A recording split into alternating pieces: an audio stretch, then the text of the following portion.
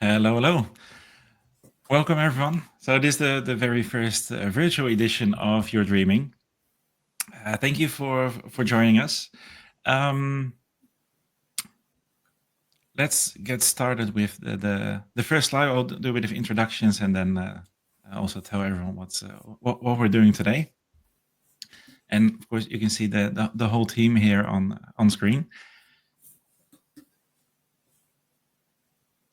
Now, what are we going to do today? There's a few sections where we'll have the whole Golden Hoodie spotlight, and so you hear all about the Golden Hoodies, and there's also the keynote with Pallavi. After that, we have a special version of the demo jam. It's a slightly different to what you're used to, and then after that, yeah. I won't say too much, but there'll be some cool things all the way to the end. But first, who are we? So there's 6 of us in the organizing team. So from left to right, there's Andrea, there's PJ, Maya, Olga, Jan, and myself. Let me just do this so you can see everyone here again in real life instead of a photo.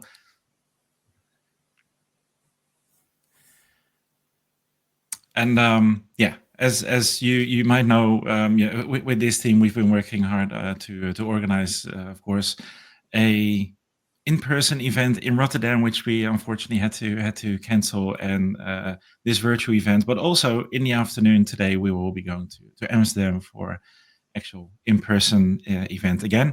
If you haven't registered for that, please do. And of course, if you're in Amsterdam,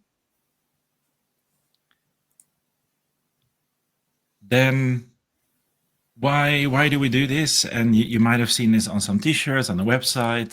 So unleash your inner trailblazer. That's our theme. We have the same theme every year because it's unleashing your inner trailblazer, and for us to support it, that's not a 2-day job. So our goal for today is to help you, the trailblazer, to get create the best version of yourself. We do that by getting you in touch with people, other trailblazers, but also by sharing a lot of knowledge. Jan will tell you a bit about that at the end of the session. But yeah, let's unleash your inner trailblazer. Counts for you, counts for us. And yeah, thanks. Enjoy the live stream. Well, welcome everyone to YeurDreamin.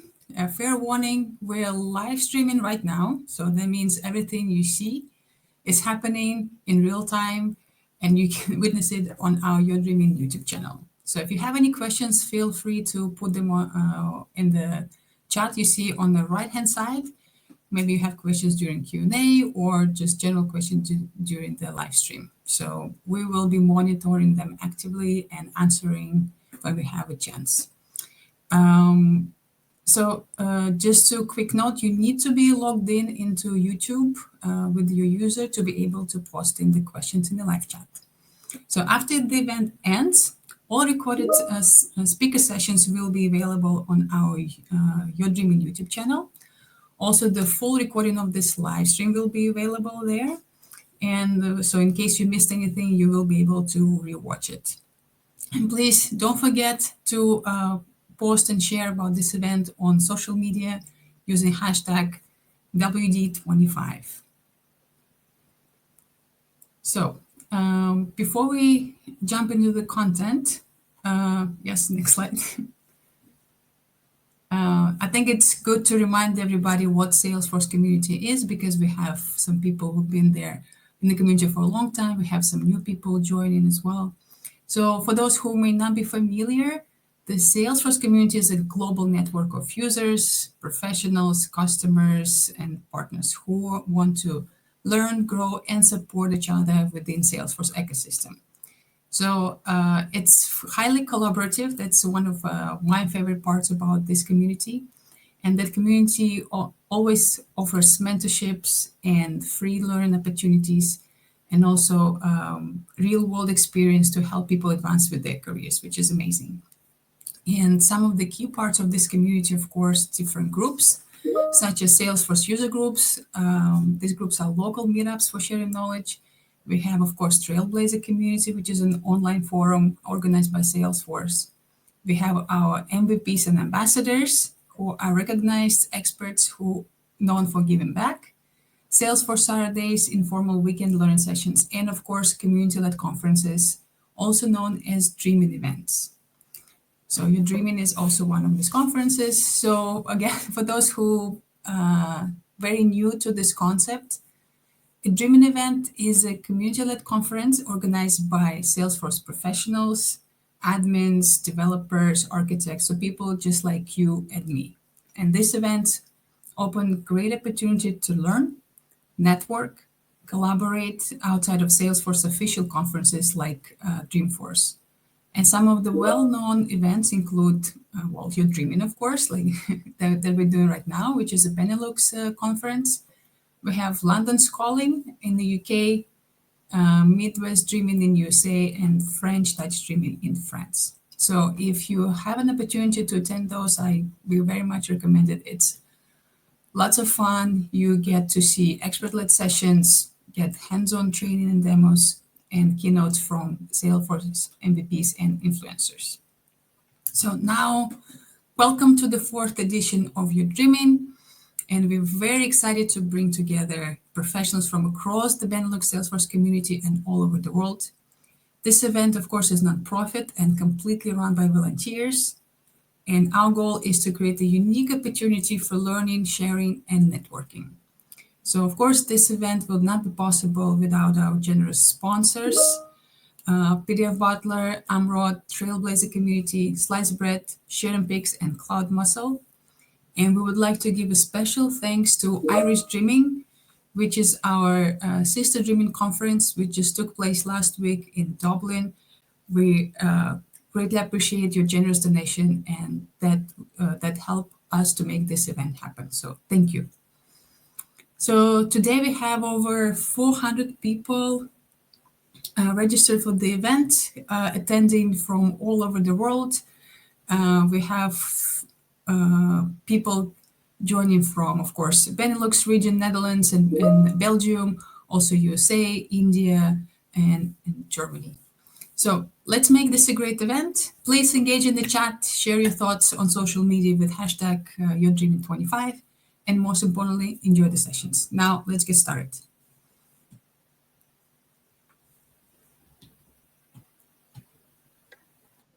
All right, let's talk about something truly special in the Salesforce world, the legendary Golden Hoodie. Those who are not familiar with Golden Hoodie tradition might be thinking, is this some kind of VIP club for hoodie enthusiasts? Not exactly. The Golden Hoodie is a rare and important honor given to trailblazers who are out there doing well by doing good. Those are the people who not only grow in their careers, but also lift others along the way. It's not an official title like Salesforce MVP or Tableau Visionary or Ambassador. It's a special recognition from the Salesforce.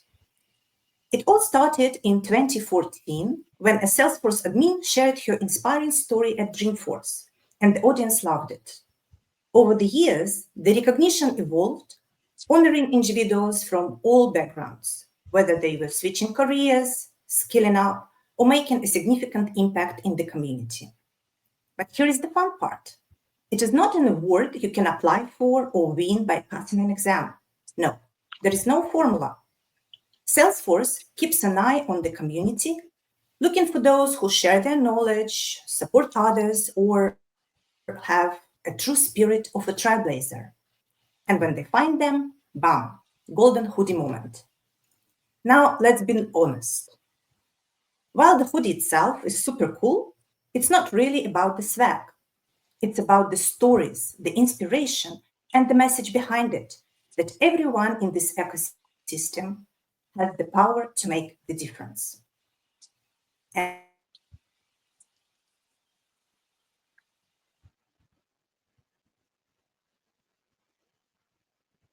great insights ahead.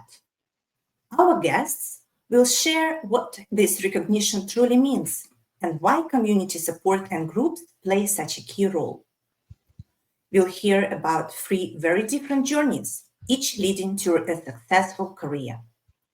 We will also pick up valuable tips, not just for the Salesforce world, but also for making most of your dreaming. Feel free to drop your questions in the chat. We'll answer them at the end of the session. Hosting this discussion is Nina Yachna, Senior Solution Engineer at Salesforce. Nina, over to you. Thank you very much, Maya. Thank you for this really great introduction. I couldn't have said it better. As said, I'm a Senior Solution Engineer. I work in pre-sales at Salesforce. And it's my great pleasure to be here with you today, hosting this Golden Hoodie panel. Thank you very much, Andrea, Maya, and the team for inviting me and for letting me bring to you some of the journeys and the experiences of our very special guests today. Pallavi, Hussam, and Paul. I hope I'm pronouncing that correctly. If I am not, then do let me know. And I think without further ado, since we have a lot of interesting topics to go through, I would like to ask my special guests to say a little bit about their current role and what was their journey in the Salesforce ecosystem, in the Salesforce world so far. Maybe the ladies first. So Pallavi, can I hand it over to you? Good morning, everybody. Thank you for having me. My name is Pallavi Agarwal, and I am the CEO and founder of Candor Consult. That's really how my journey started inside Salesforce. About end of 2016 is when I joined the Salesforce ecosystem as a senior manager at a consulting firm, to then shortly after, within a year and a half, starting my own consulting firm, Candor, in 2018. Thank you very much. Hussam, how about you? I saw in your, let's say, history, your track record, that you went from being a Java developer to then becoming Salesforce MVP. How does all of that happen? Yeah. So hello everyone. So thank you so much for being here. So my name is Hussam Saoudi, and I began my professional careers first as a Java developer in my home country in Morocco. But after more than 3 years developing by Java, my journey took an unexpected turn in 2014. So an agency in Casablanca, newly adopted Salesforce, approached me and contacted me and offered me a job opportunity to work with Salesforce. So I never heard before about Salesforce because Salesforce wasn't very developed at that moment in Morocco. But I did some research on internet, and I saw it's something working really good in United States and in Europe. And then I accepted the challenge. I wanted to be one of the first people working with Salesforce in my region. After that, I became a very first Salesforce MVP in Africa, also Salesforce Golden Hoodie, leading also another conference called North Africa Dreamin in Morocco. Yeah, so this is how my story started with Salesforce. Very, very interesting. Thank you for sharing that, and congratulations on the great achievement, the first MVP title in Africa. I see that Salesforce now is growing a lot in many different parts of Africa, which I think is quite exciting. And to finish off the introductions, Paul, I would want to ask you as well. I saw that until as recently as December last year, you have been a Salesforce developer for 14 years, if I'm not mistaken. How did your journey look like? Yeah, so good morning, everyone. Really pleased to be here, obviously. I came into the Salesforce ecosystem back in 2011. I was previously working in IT, and a friend asked me to help him out, and like over a weekend because he was too busy. And he said at the end of the weekend, "How much do I owe you?" And I said, "Oh, don't worry, I'm just enjoying working with this platform so much. Just give me some more work." And so that's how I entered it.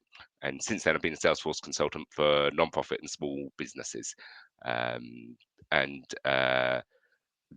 last year, and that's mainly been my journey. The very end of last year, beginning this year, I actually became an ADHD coach, and there is very much a connection through my Salesforce group. I have a sneaking suspicion you might ask me a question about that later. There might be a question on that, so let's keep the audience waiting for a little bit longer. But thank you so much. Very very nice to have you all in here. I would like to kind of dig a bit deeper into the meaning of what the Golden Hoodie is about. Maya already, I think, gave a very good introduction of this recognition. But what I'm curious about is kind of the impact that it has had on some of your lives. And I think, Hussam, you might be the person to bring up on stage now. And here, I mean professional impact, but also personal impact is absolutely fine. At YeurDreamin, for instance, we discussed, whether you need to make some adjustments when you do your washing, when you have a golden hoodie now in your wardrobe. So any influence that this recognition has had on you? Yeah, of course. So the Golden Hoodie has had both professional and personal impacts on my life. Let's start by professional. So professionally, it's opened doors to deeper engagement with Salesforce community. So it's bringing me to be more visible, to share my knowledge with the community, to participate also in some Salesforce events, some community events like this call today. So I'm very humbled and I'm happy to be here. It's also so this is how professionally Golden Hoodie helped me, but personally, this reorganization is also very important because it serves as a reminder that my contribution, big or small, are very important and matter. And also, it's like a message when I wear this golden hoodie. It's like I'm sending a message to all people that please share your knowledge, take care of your community, because all things that you are doing has an impact. And yes, having a golden hoodie, it's something good to have. And also other things that changed my life personally, it's I need to watch and to be careful how I need to watch my golden hoodie, because this is a special this is a special golden hoodie, and I need to be careful about watching this golden hoodie.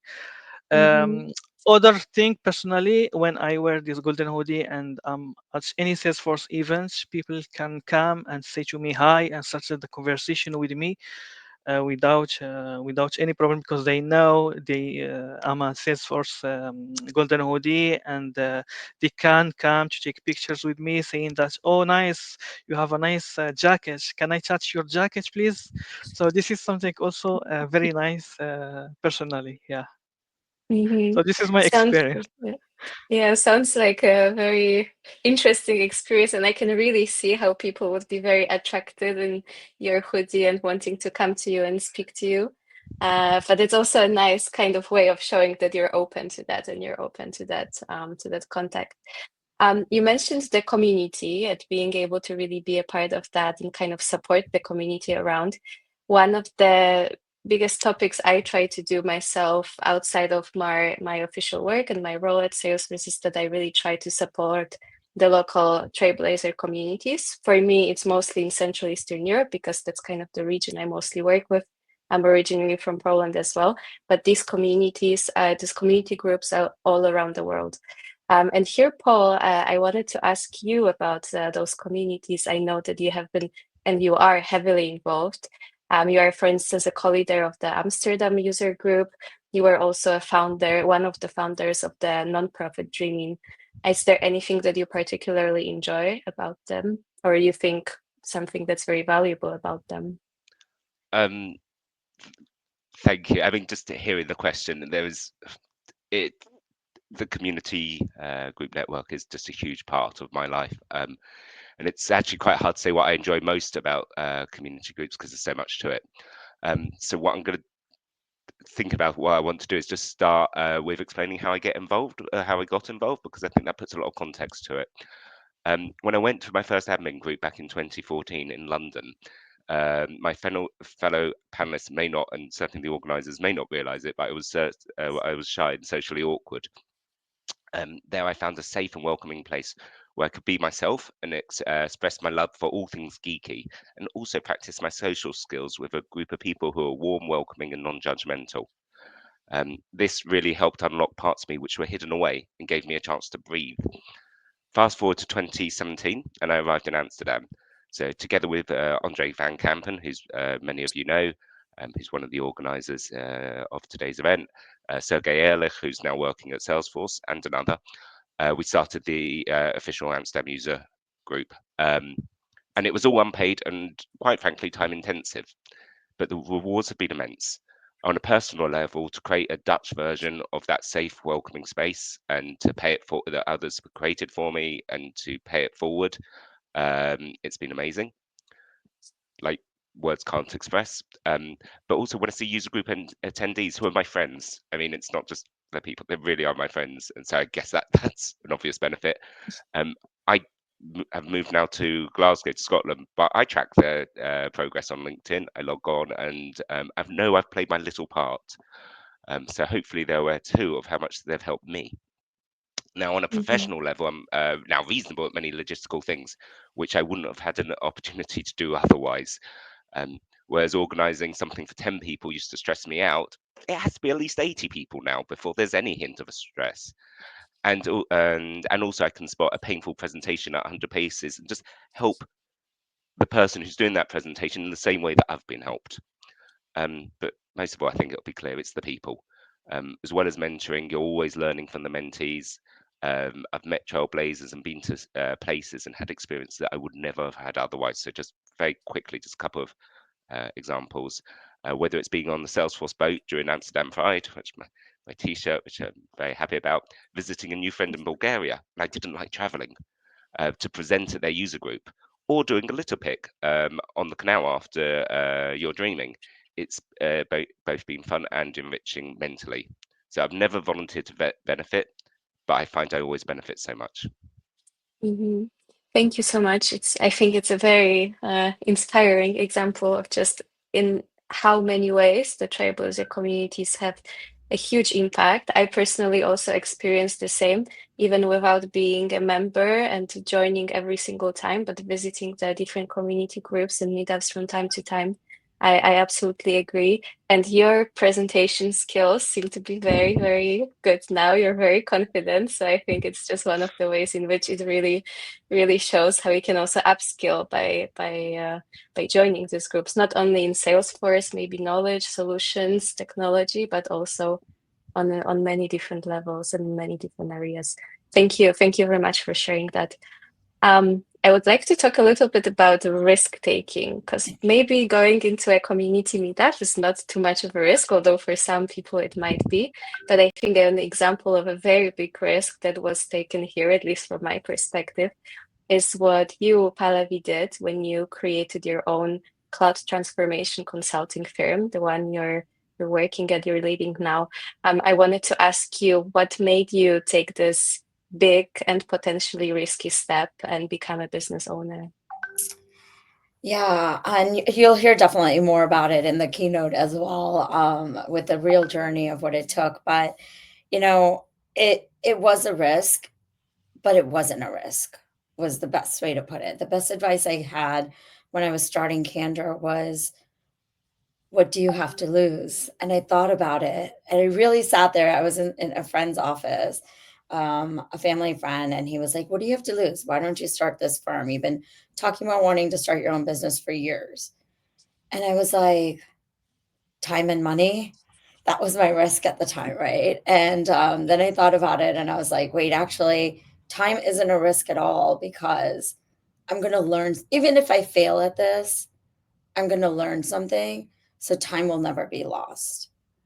And with money is just something that comes and goes in life. You can't ever guarantee having money, right?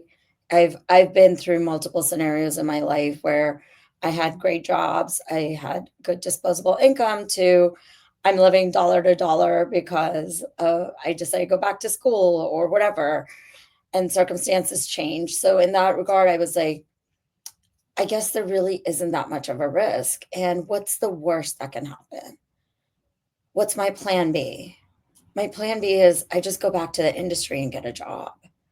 So it didn't seem like a big risk. But even it was a very big risk. It still is 7 years later. But I think one of that conversation really helped me jump in with both feet and say, okay, I can do this. I can commit myself to try starting a company for at least a year and just see how it works out. And I put some goals together for that year, and I exceeded those goals. So then I was like, okay, I actually did this. Holy crap. Like, I was very, very surprised at myself. And then I was like, I got to stick to it for another 2 years. And we hit our 3-year mark, and we were still going, doing well. And through it, we survived the pandemic. And I was like, okay, if I can survive something as big as the pandemic and still be around as this tiny little company that I just started, then it should be okay.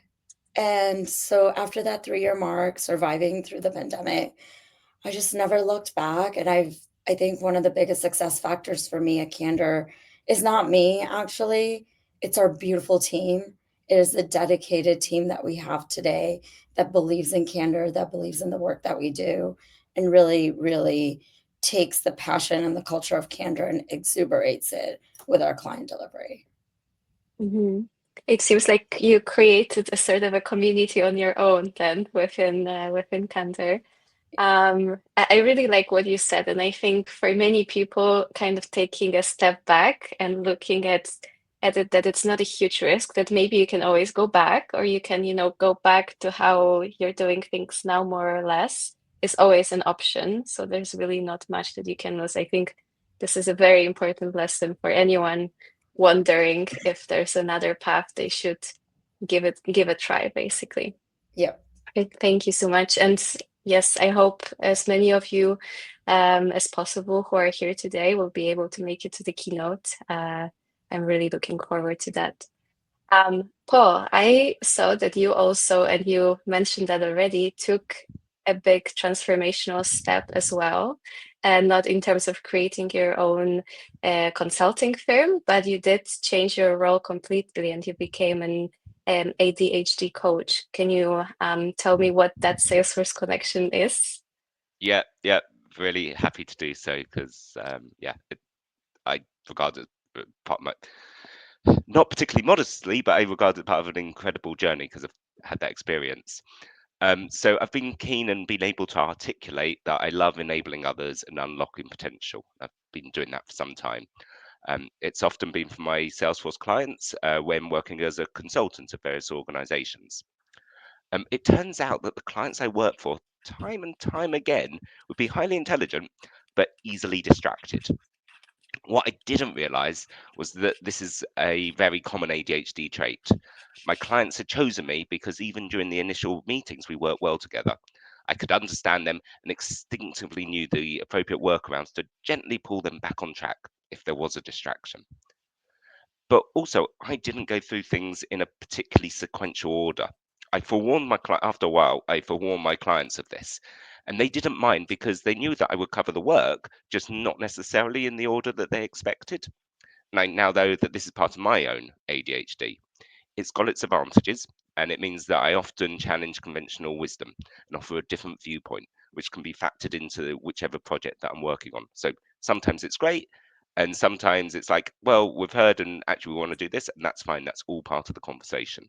But yeah, as I said, gives them things that they wouldn't have otherwise thought of. Anyway, so the technology platform is also absolutely fantastic. And it really offers a deep dive. It delivers results quickly, and that's great for neurodivergent types. So a working environment, which could have actually been part of the problem, has been part of the solution for me. So that's how I was. And due to some sleeping issues, I went on a health investigation, which led to my ADHD diagnosis back in 2021.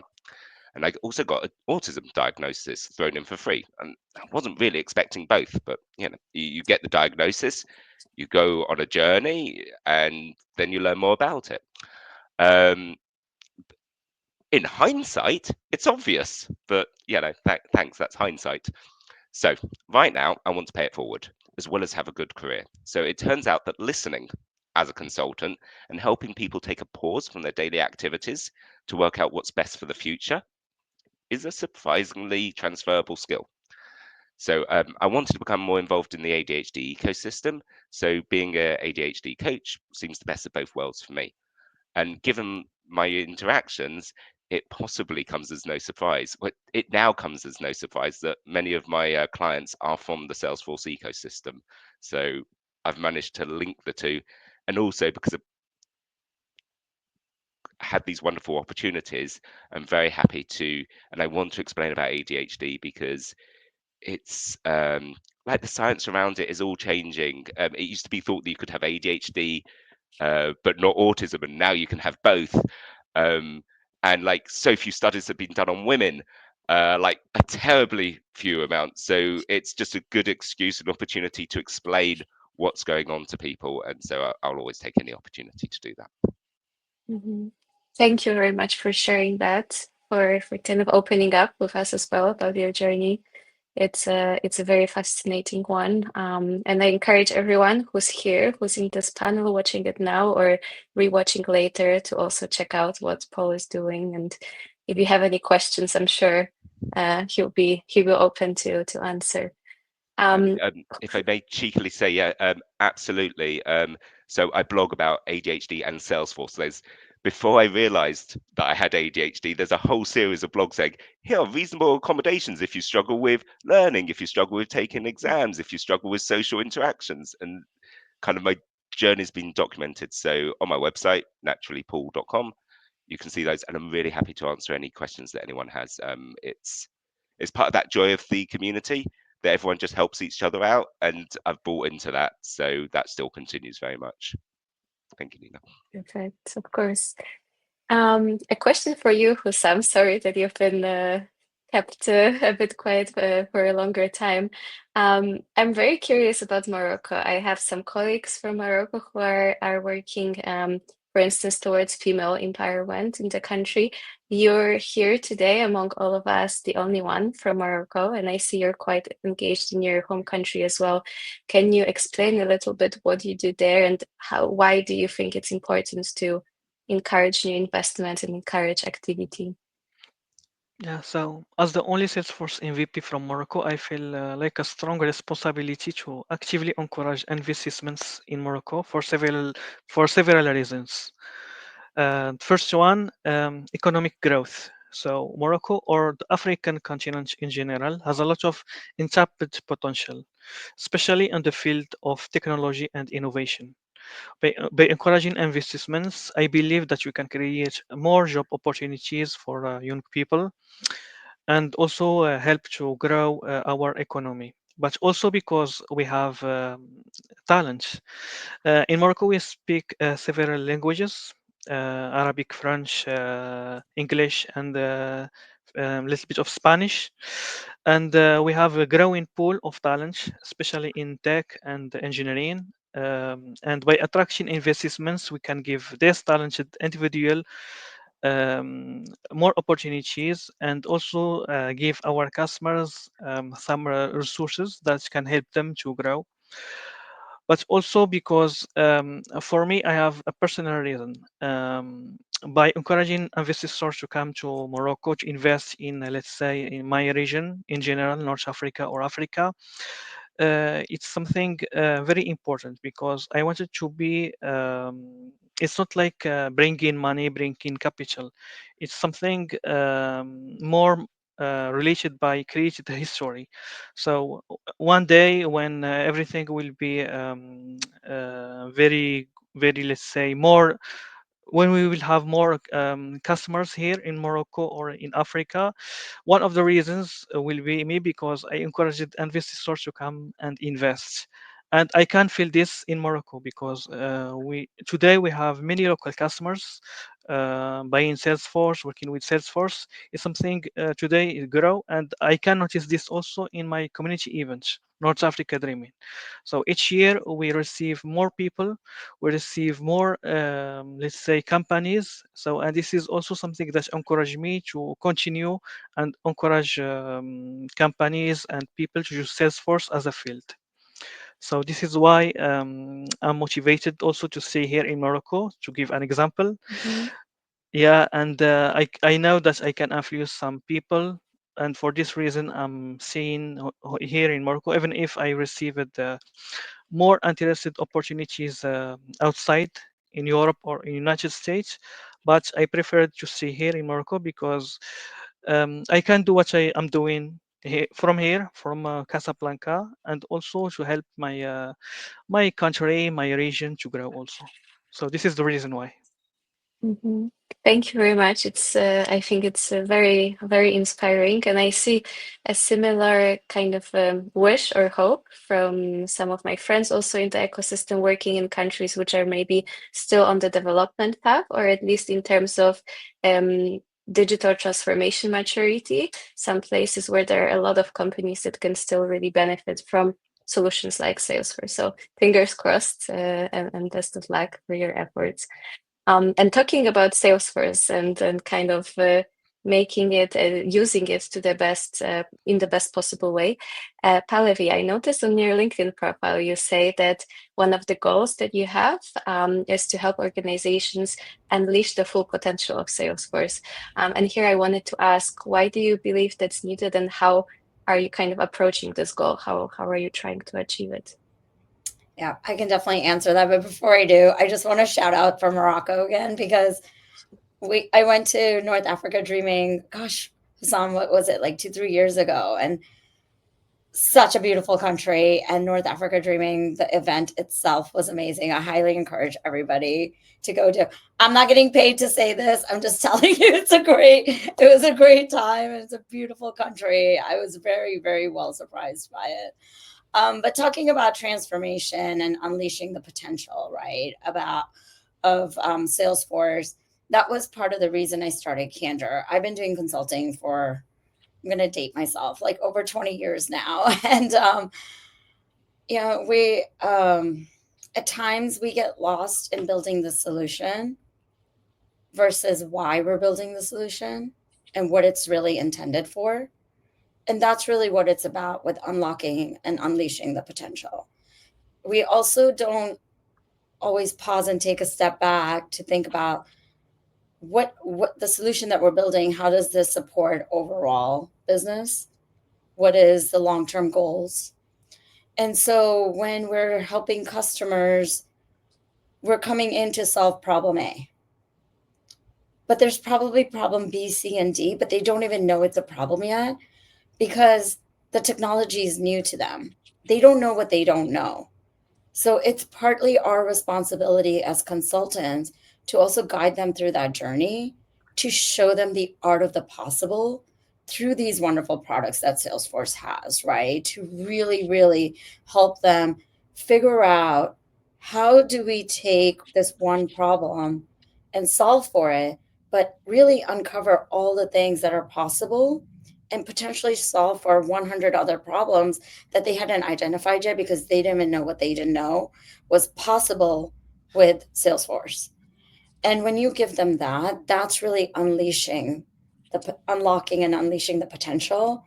And that's when Salesforce as a tool becomes really powerful for an organization to really think through, I can not only do this, but I didn't even know I could do this, this, and this on top of it. And it really elevates their game and puts them in a more competitive edge in their industry, right? And that's what Salesforce is really about. And that's why, like, given all the products I've worked on in my life, Salesforce was the product we chose to focus on as a company, right? I get asked that question a lot. Why Salesforce, Pallavi? You've done SAP, you've done AWS, you've done PeopleSoft Financials, you've done custom Java. Like, why did you pick Salesforce? And it is because Salesforce is a product that has versatility and can really, really have art of the possible. I don't think, with all of us listening in, watching, tuning in, I'm sure other panelists, like, I don't think there's a problem we can't solve inside of Salesforce, right? Like, if they're like, can we do this? The answer is always yes. It is possible. It might require some customization. That might not be out of the box, but it's possible. And that's really what we're talking about when we talk about unleashing the potential and really doing digital transformation versus technology implementation. Mm-hmm. Thank you. Thank you for explaining that. I think it's very true. And what's interesting as well is that oftentimes, on one hand, it's about understanding what your own challenges are as an organization, but on the other hand, also being aware of what Salesforce is capable of and kind of which areas can Salesforce tackle. Because I still sometimes meet organizations that think, okay, Salesforce, that's only sales. For anything else, we have to look somewhere else. And on the other hand, also the fact, for instance, there's App Exchange, right? So it's not only Salesforce, even though that's already a lot, it's also partner solutions or anything anyone just decides to kind of add on top and make available to others. So I fully agree. I think it's both that needs to come together, and a company like yours definitely helps to make that happen. So Best of luck for your coming projects. And now, before we actually go and see if there's any questions from the audience, I have one last question for each of you, maybe starting with Paul. For anyone who's here on the call, what would your advice be, or like a single tip on how to make the most out of today at YeurDreamin, or any other Dreaming conference that's coming up this year? There had to be a technical glitch by the end of it, so I was muted. Now I'm not muted, which is good. So I think I've got two because That's you okay. asked the one question.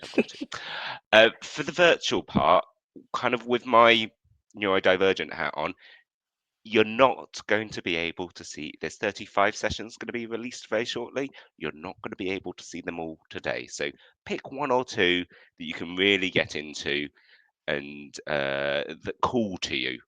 Perhaps not something you already, perhaps something you want to learn more on that you're already familiar with, but also perhaps something that you're not at all familiar with to broaden. So depth versus breadth, you've got to make that consideration. And you can always come back and do the others later. And if you don't, that's also fine because it's not realistic to do all 35. Sorry. But the other thing is, if you're coming to the in-person segment later on today, chat to people. When you chat to some people that you really want to chat to, but also some random people, because you never know what's going to happen in 2 or 3 years' time. So you have to put in the seeds today, and when you have that second and third and fourth conversation, then it all becomes amazing. I could go on about that, but like the people that I didn't remember the names of, like for 4 or 5 times, I was quite well known for not knowing people's names, eventually became my user group co-leaders because they were so bloody awesome.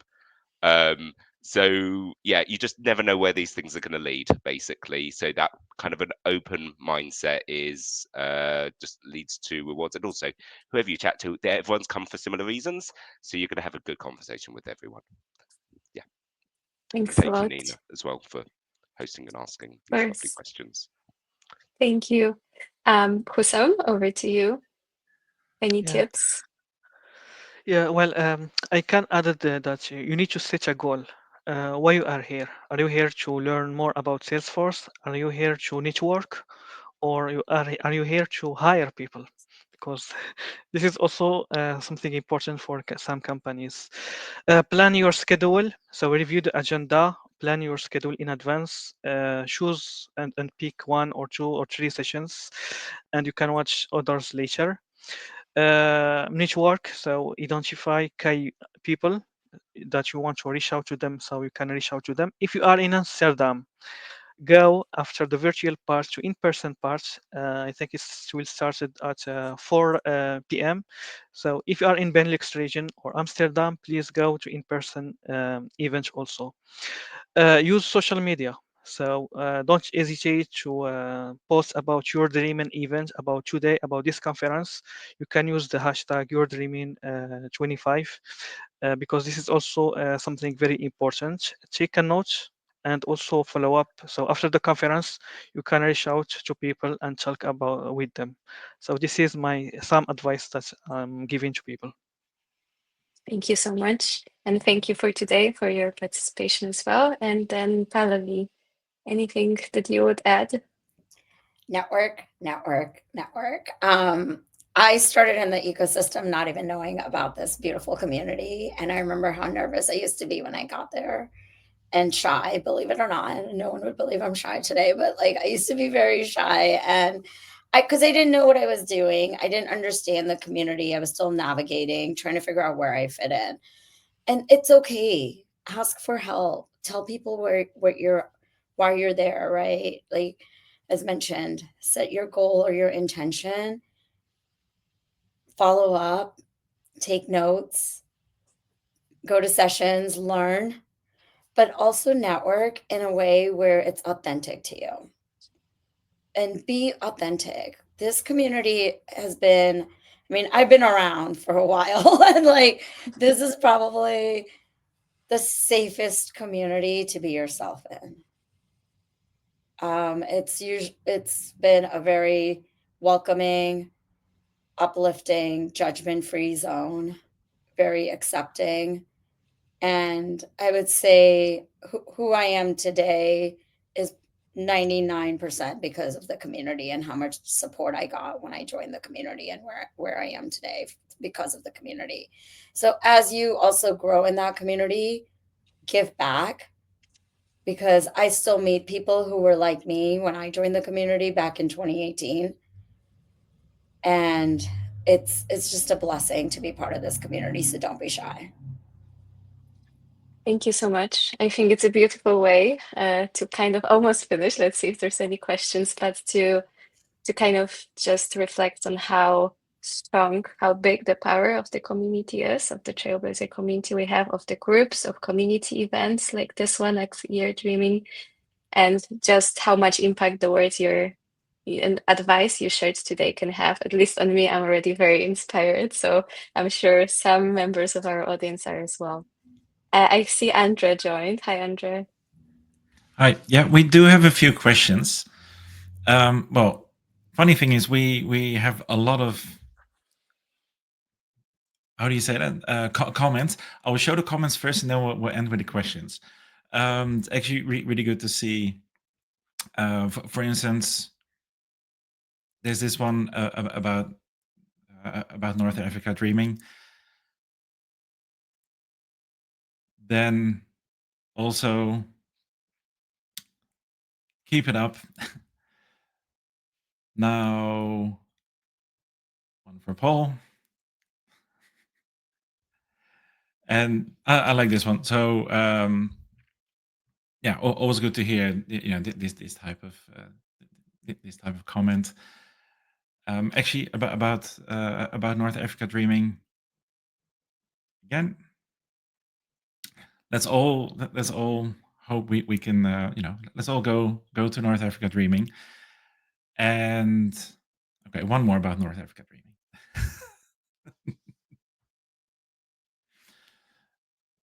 But also, let's see. So Pallavi, very shy.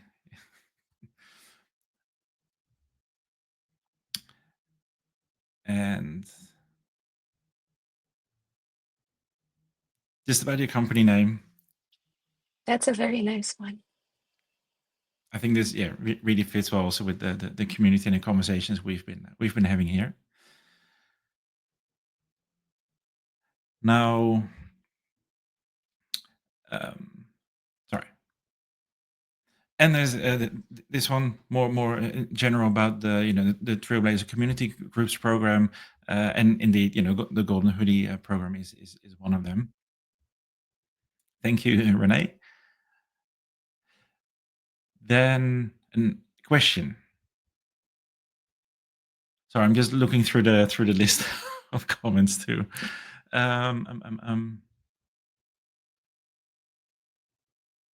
Before we, no, sorry, this one first. I think this is a really good one. Of course, continues on to what you were saying. For anyone joining a community conference or even a Salesforce conference or user group, if you want to meet people but you don't know how, or you're too scared, or you're having panic attack, or anything along those lines, walk up to one of the organizers or an MVP or Golden Hoodie or anyone like that. They will first calm you down, and then if you're ready for it, get you in contact with other people. I think that's also a very nice one for people who tend to kind of stick with their own. If you come with someone to the meetup, I think that's the strategy you can kind of default to, and it's comfortable. But also from my experience, something I'm working on is to kind of try and go and talk to someone I really don't know, and it usually goes well, or it always goes well. Now, it's a long one. I'll let you read it first.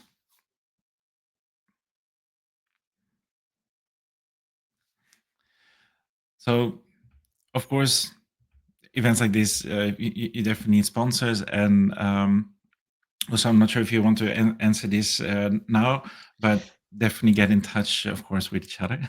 Yeah, I can answer this. So my first advice, focus more about local sponsors. This is my advice. Local sponsors.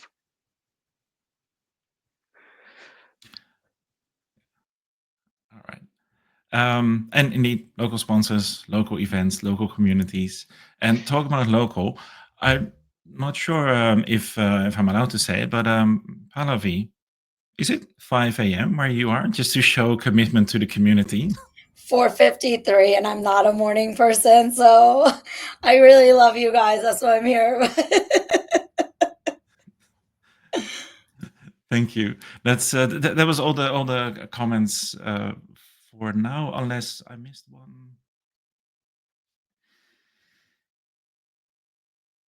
No, that was all for the comments. Thank you.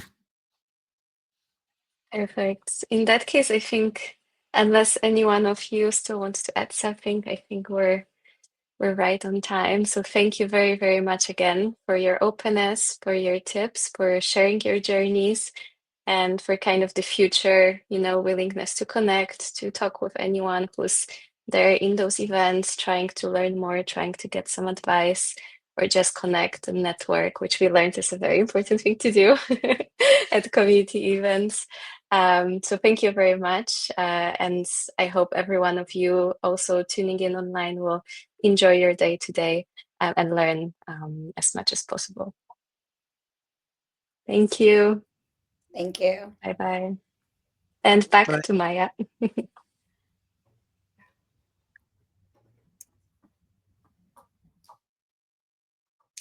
Thank you. Thank you, Nina, Pallavi, Hussam, and Paul.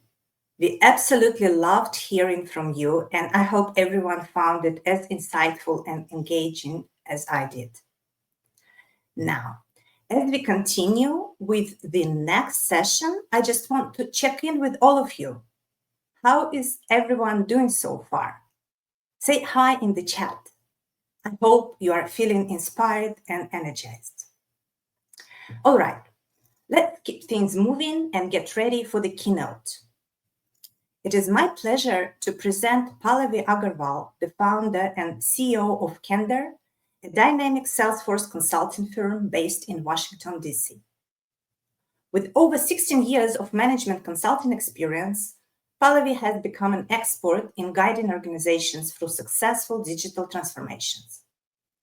She has helped many companies enhance their operational efficiency and elevate customer engagement. Now, here is something really special.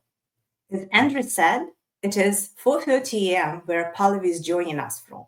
So let's give her a big virtual round of applause for waking up so early to share her incredible insights with us. Today, she will be sharing her journey, her impact, and how she's driving change that's making real difference in the Salesforce ecosystem. Without further ado, let's welcome Pallavi Agarwal.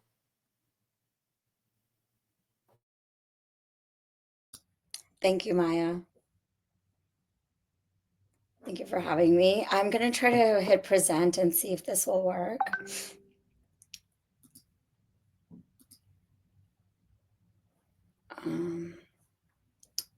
Sorry, guys, just 1 second.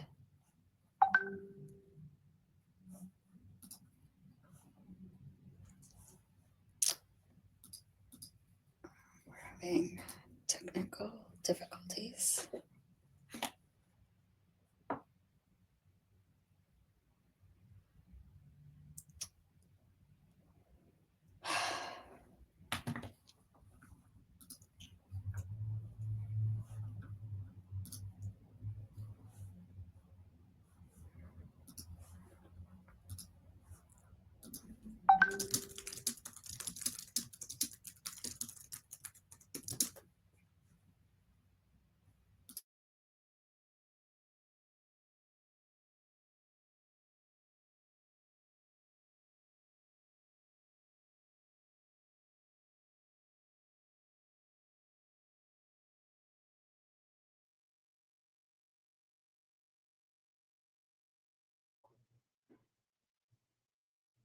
Yes, now we can see the slide. Great. Sorry about that, everybody. Thank you for your patience.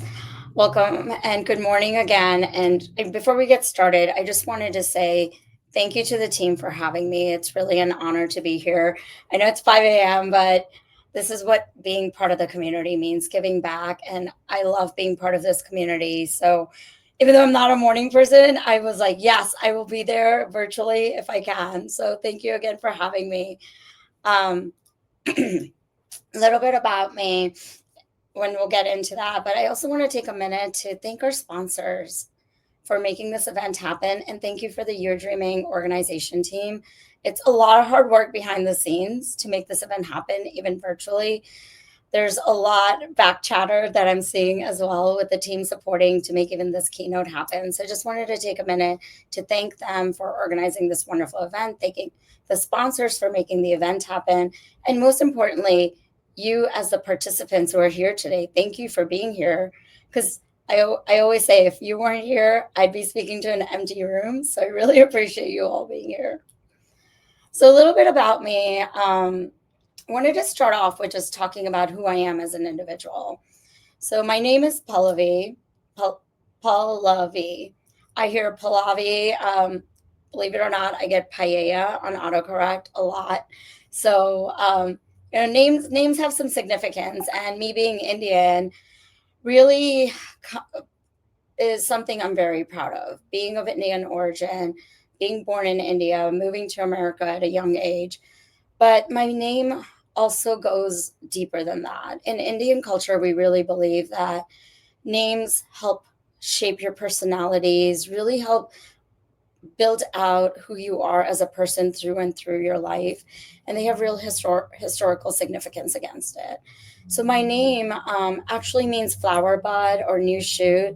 In other parts of India, it's actually lyrical stances through poems or songs. So it has a lot of beautiful meaning to it. And I'm just lucky that my parents named me that, because I see how much it's reflected into my own personality from a creative side, as well as just constantly growing and blooming even through the hardest times in my life. So a little bit about me. I've been in the ecosystem fairly recently. I only joined the Trailblazer community or learned about it in 2018.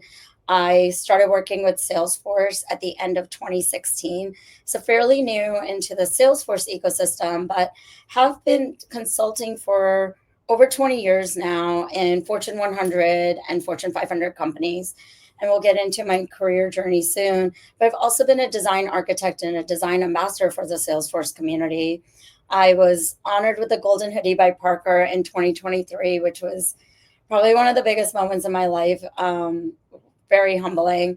And I have been lucky enough, very blessed to be able to travel the world to speak in thought leadership and contribute to blogs in our Salesforce ecosystem around topics that are relevant to the work that we do today around AI, design thinking, pulling consulting requirements and doing right delivery and implementations.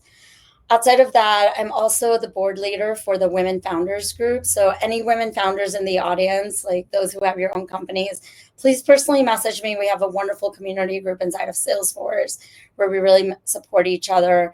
And then one of my biggest passions in life is giving back to the community in different ways, like mentoring and coaching women in tech, being the co-leader of the DC admin group, and also one of the co-creators of Bubba Blazer.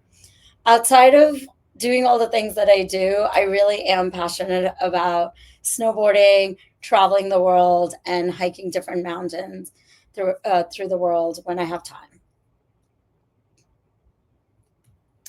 So let's talk about my journey, right? And I hope this will resonate with each of you in your own journey. So my career really started back in 2005 when I was graduating college. I joined Accenture, but I joined Accenture accidentally is the best way I can put it. I was graduating college in June of 2005, and near graduation, I was having major life crises because I was graduating with marketing and international business as my majors, and I did not know how to align my career to my academic focus.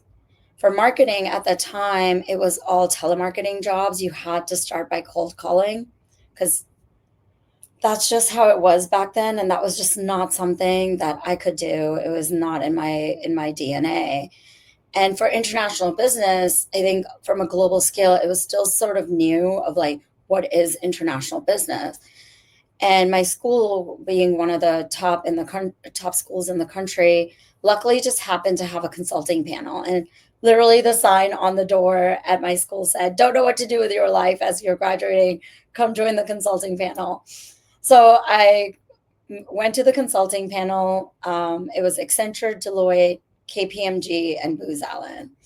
And they all represented their different companies and the type of work they were doing. And there was something about Accenture that was just like, okay, this sounds great. This sounds like a fit. I get bored very quickly. I want to be able to switch projects. I'm going to be learning new things all the time. And best of all, I'm going to be able to travel because I'll be in consulting. So I applied for Accenture. I got lucky enough to land a job with them. And that's really where my career started trajecting. And I remember my first day on the job, I was assigned to Department of State, which is a federal agency in the US. And we were building out a custom, like we're basically gutting out PeopleSoft financials and making it custom inside for supply chain. So I helped design the supply chain for Department of State to move shipments around the world. But I still remember when I started that journey, my day one on the job was I was going to be a QA, quality assurance analyst. And we were 3 months from going live, and I needed to start testing the software. And I still remember that day because in my head, I was just like, what is software? And that's how my journey started in the tech world, was just learning everything as I went. And within months, I was doing the demos independently in front of the government clients who were at the time like third or fourth under Secretary of State, and learning this and really building, designing, implementing, doing all of the SLD, working with our tech team to say that to build the system out. Then once we launched it, I went to a different agency, helped design their supply chain. And then eventually I was like, I've done federal for 7 years. I really want to try something different. So I went into the commercial practice, and Deloitte found me. And all of a sudden, I also finally got to travel, because when I was at Accenture, because I live in DC and my clients were in DC, I never got to travel. So Deloitte hired me, and I started traveling to LA cross country every week. And that's how I got introduced into the commercial practice, into banking. And that was when the big Bank of America scandal had happened for mortgage back, where their systems weren't calculating properly and taking extra money out of the consumers. It was a big scandal. And so Deloitte was in charge of rebuilding that system in a more correct way of making sure that the people who were paying these mortgages were actually being given a fair chance. And so we were responsible for that. And then from there, I decided to take a little break, which I called my mini retirement. And I went and got an MBA, because at that point I had been consulting for almost 8 years. And I just was a little burnt out. I thought maybe I should explore something outside of consulting. So I went back to go get my MBA. And while I was getting my MBA, I moved to California for it. And I got introduced to this world of Hollywood and studios. And I, just watching TV, being a movie buff, I did not actually realize how much technology goes into everything in those studios. And so I was lucky enough to land a job at Disney. That's where I worked on Rombi, which has now been bought out, but used to be a on-the-go analytics tool. And so we were trying to build that out for Disney and get it to the executive teams, where you could pull reports on the go, get the metrics on your mobile, and move forward into meetings. And then streaming and cloud was just starting to become a thing in that time.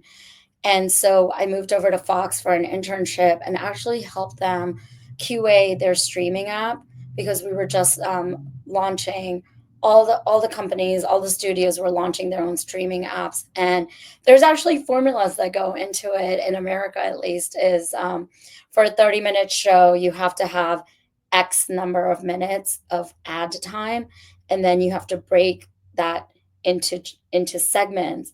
So part of my job in QAing was working with our team to ensure we were putting the ad times accurately, that if it's a 30-minute show, it's actually only 25 minutes plus 5 minutes of ad time. And then you have to sync it throughout the segment. But also then you had to test it to make sure it worked across the streaming apps, like this streaming platforms. Like I was using Samsung TVs to Roku's and things like that to make sure that it was all working as it should. So that was like the genesis of my career of like, wow, we're moving from ERP systems to now these cloud and streaming and mobile.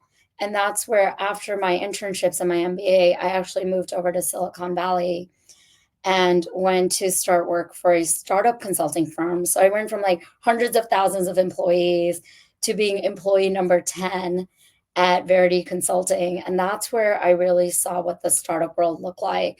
Started working with a Fortune 100 company there where we were doing SAP CRM. That was my first introduction to the CRM world as well as cloud.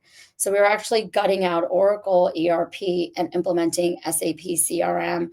And I was in charge of being the PM for master data management as well as business intelligence. And then also I was the PM for the global change lead.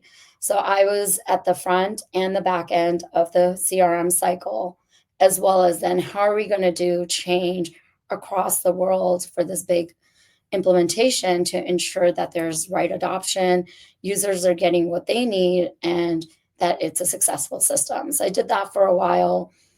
And part of the reason I left, and this is a secret that you'll learn through this, through my presentation, is I am fairly lazy. And being at Verity and driving from San Francisco to Sunnyvale, California, took me 2 hours each way in my commute. And I was getting really burnt out because I was working 70, 80-hour weeks with that commute. So I was just like, I can't do this anymore. So I actually found a different company, Pierce Washington, that actually had offices in San Francisco. So now my commute time went from 2 hours to 20 minutes.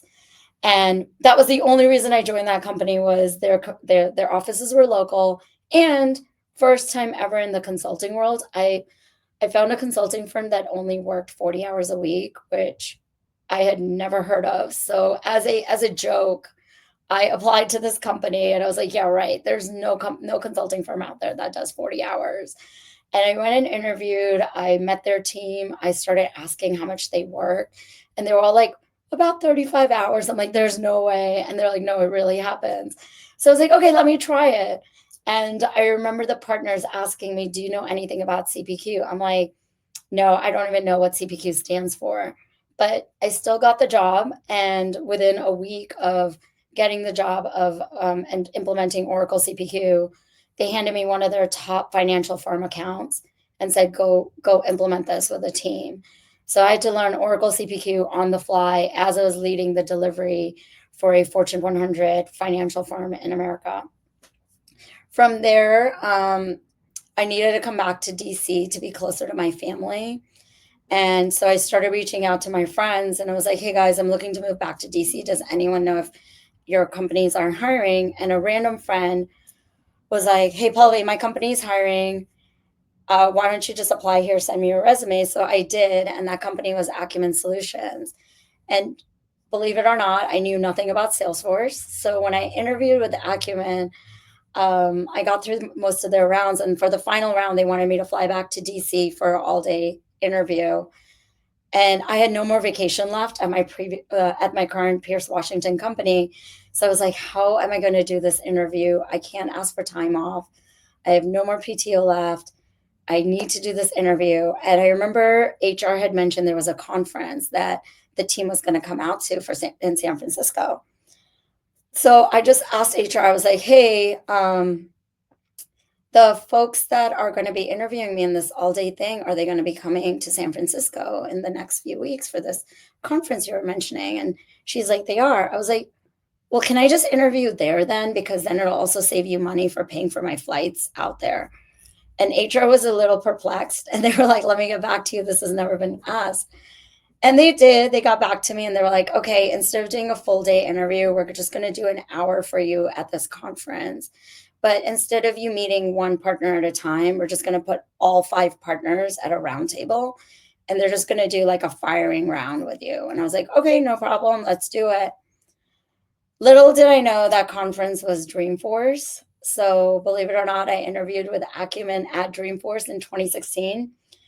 Again, living in San Francisco, because I was working with Oracle and I was in the Oracle world, I knew everything about Open World, which is the equivalent of, it's similar to Dreamforce, but nothing about the Salesforce world besides the fact that they had a brand new tower in downtown San Francisco. So Acumen's like, what do you know about Salesforce? I'm like, nothing. I just know there's a tower here. And they just started laughing and they're like, so why should we hire you? And I was like, well, I'm really good at what I do. And, but they're like, but you don't know the product. I'm like, yeah, but I didn't know Oracle CPQ either. And I didn't know Romi. I didn't know SAP CRM. I didn't know Java, but I've done all of these successful implementations time over time because a lot of it's around the framework and I can learn the technology. And I think they really liked my confidence, but they also just wanted to test me. So surprisingly, they gave me the job and I moved back to DC, and that's how I was introduced to the Salesforce world. And as soon as I joined Acumen, they handed me one of their top 10 accounts as a portfolio manager and said, you own this entire portfolio now. Go make sure all the implementations are happening. Again, knew nothing about Salesforce. And I learned that one of my teams was implementing Service Cloud. And so I very quickly dove right in, learned Service Cloud with my team and implemented it. We were very delayed on that engagement, but we somehow got the train back on track. By the time we were live, we had 0 bugs and 0 downtime, which I was very proud of our team for what we delivered. And so in 2018, I had this epiphany of, okay, I went from being a QA analyst to running a mini company inside of Acumen, because when you're a portfolio manager, you're responsible for your own team, hiring, your P&L. And so I thought to myself, like, I feel like I've learned everything I can.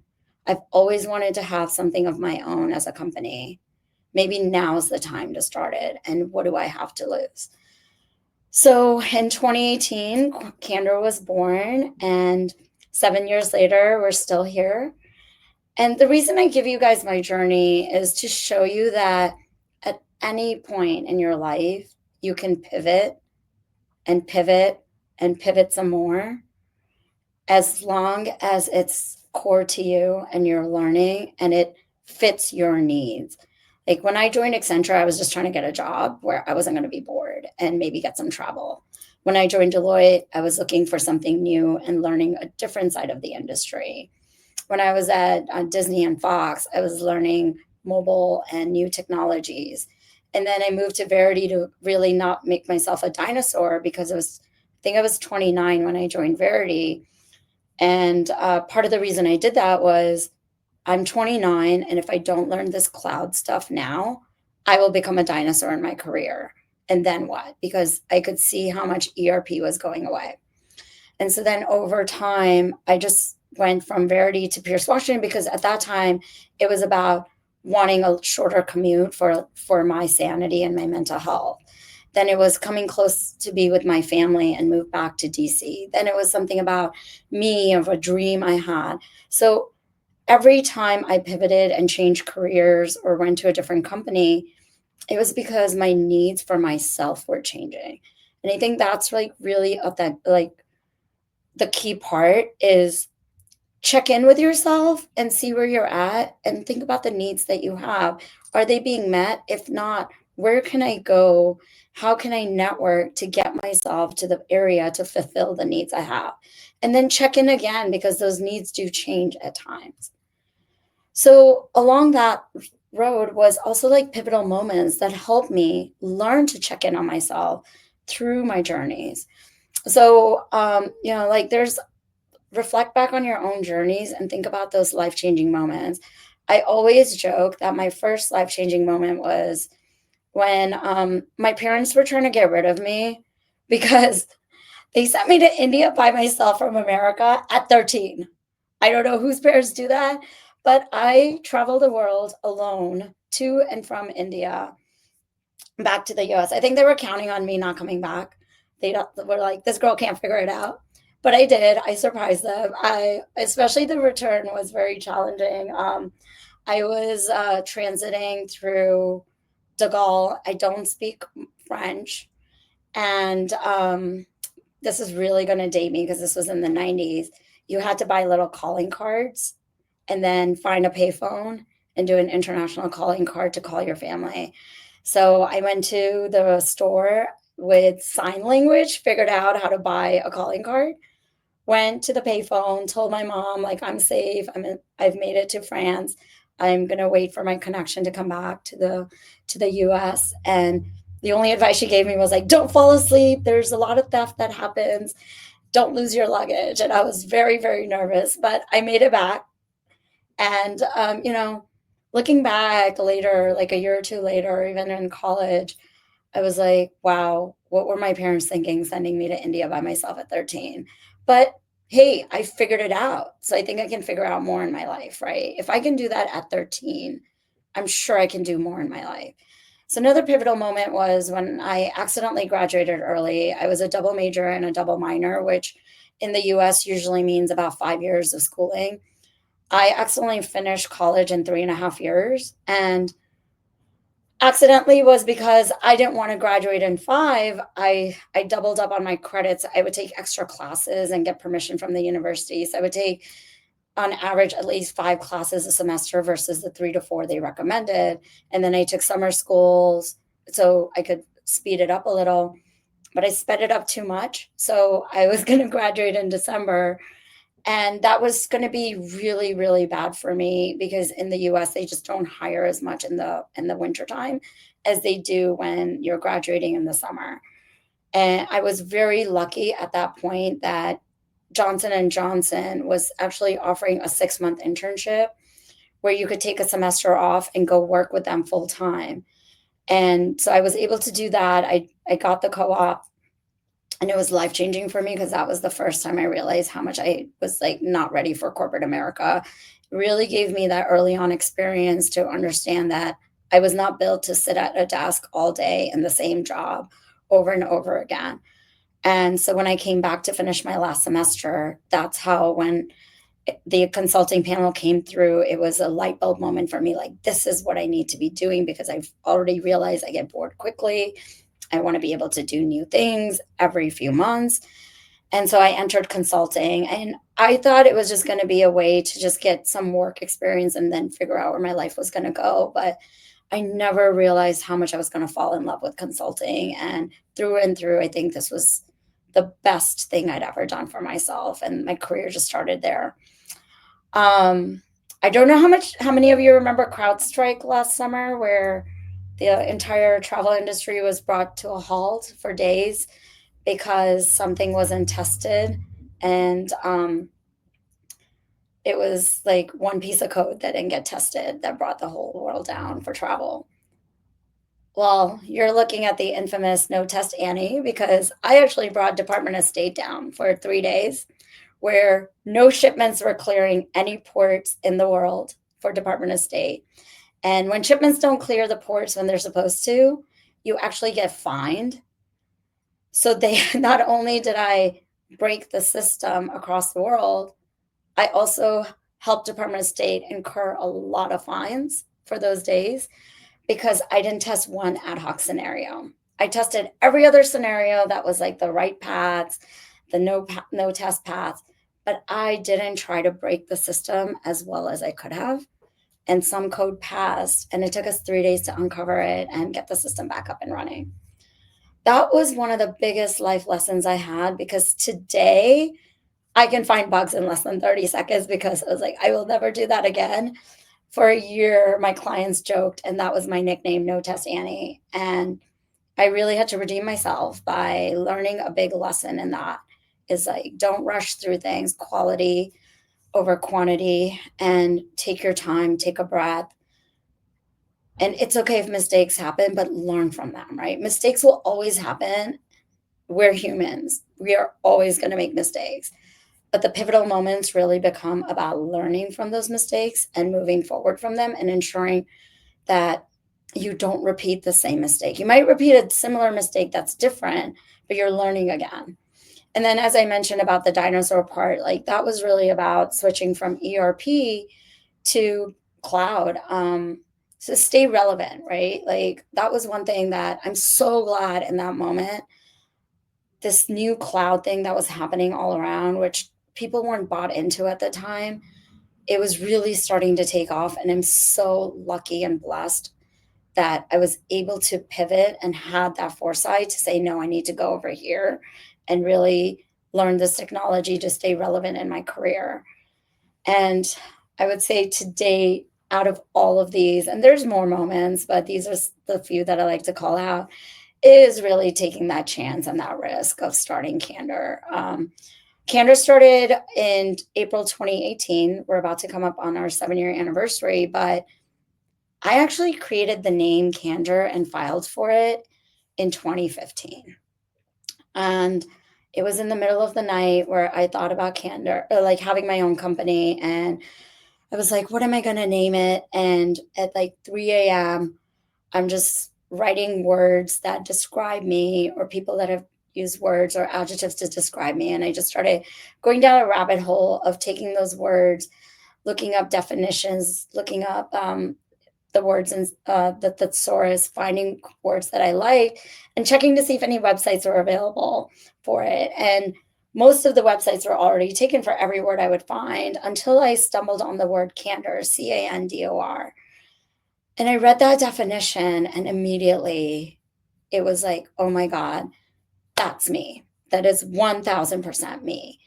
And at that time in 2015, that was when companies were naming things in a funky way. So then I was like, what if I just change the C to a K and this to a this? And I looked up candorconsulting.com, Kander consulting.com. And my heart sank because it was already taken.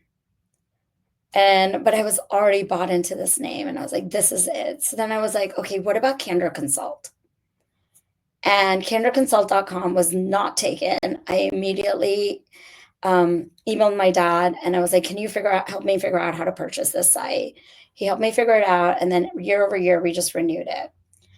And 3 years later, we launched it into an actual thing, into giving birth to it 3 years later. So it was an idea and a concept in 2015. And I was like, one day I'll get to it. I don't know what it'll be about. And in 2018, it was just the right moment from learning all the things I had, putting myself in the career paths that I had to then give birth to Candor. And I will say I've been loving this journey that I've been on for 7 years, and I don't think I'll ever look back. So keep those pivotal moments. Think about your own pivotal moments, because each one of us is really trailblazing our own journey and building these chapters in our book. And they add and add and add, and they never detract. Even if you feel like you're going a little backwards, which I had at times, when I look back at everything, I was like, actually, I wasn't. I was supposed to be there in that moment and learn from it so I could have this additional chapter in the future. Another big part of my journey was learning my worth. So living in DC, it's a very big bubble. I never realized my worth in the industry until I left DC. I learned how to say no, and that was really big. When I say power of no, like learning to say no to things, but also like learning to say no to things that does not feed you, does not fill your cup. Learning to negotiate, to know your worth, and then also identifying your strengths and capabilities. There are a lot of things I am not great at, and I now know that about myself, but there are things I am really good at. So what I try to do is really focus on the things that I'm really good at. And then if the things that I'm not really good at, if I can't learn more, or I just know that like that's never going to be a strength of mine, I find others to help fill that gap with me so we can be fully whole together and complement each other versus trying to be all. I think when you try to be all, we end up failing. And that's part of the power of no, right? Knowing when to say, okay, this is just not my strength. I need to go find that capability elsewhere to complement me. I don't think it doesn't make sense for me to expunge energy there. The power of negotiation was really cool because at Pierce Washington, that was the first time I also learned my worth, but also the negotiation. Because when I was interviewing with them and negotiating my package, and they gave me an offer that was actually below my current current position.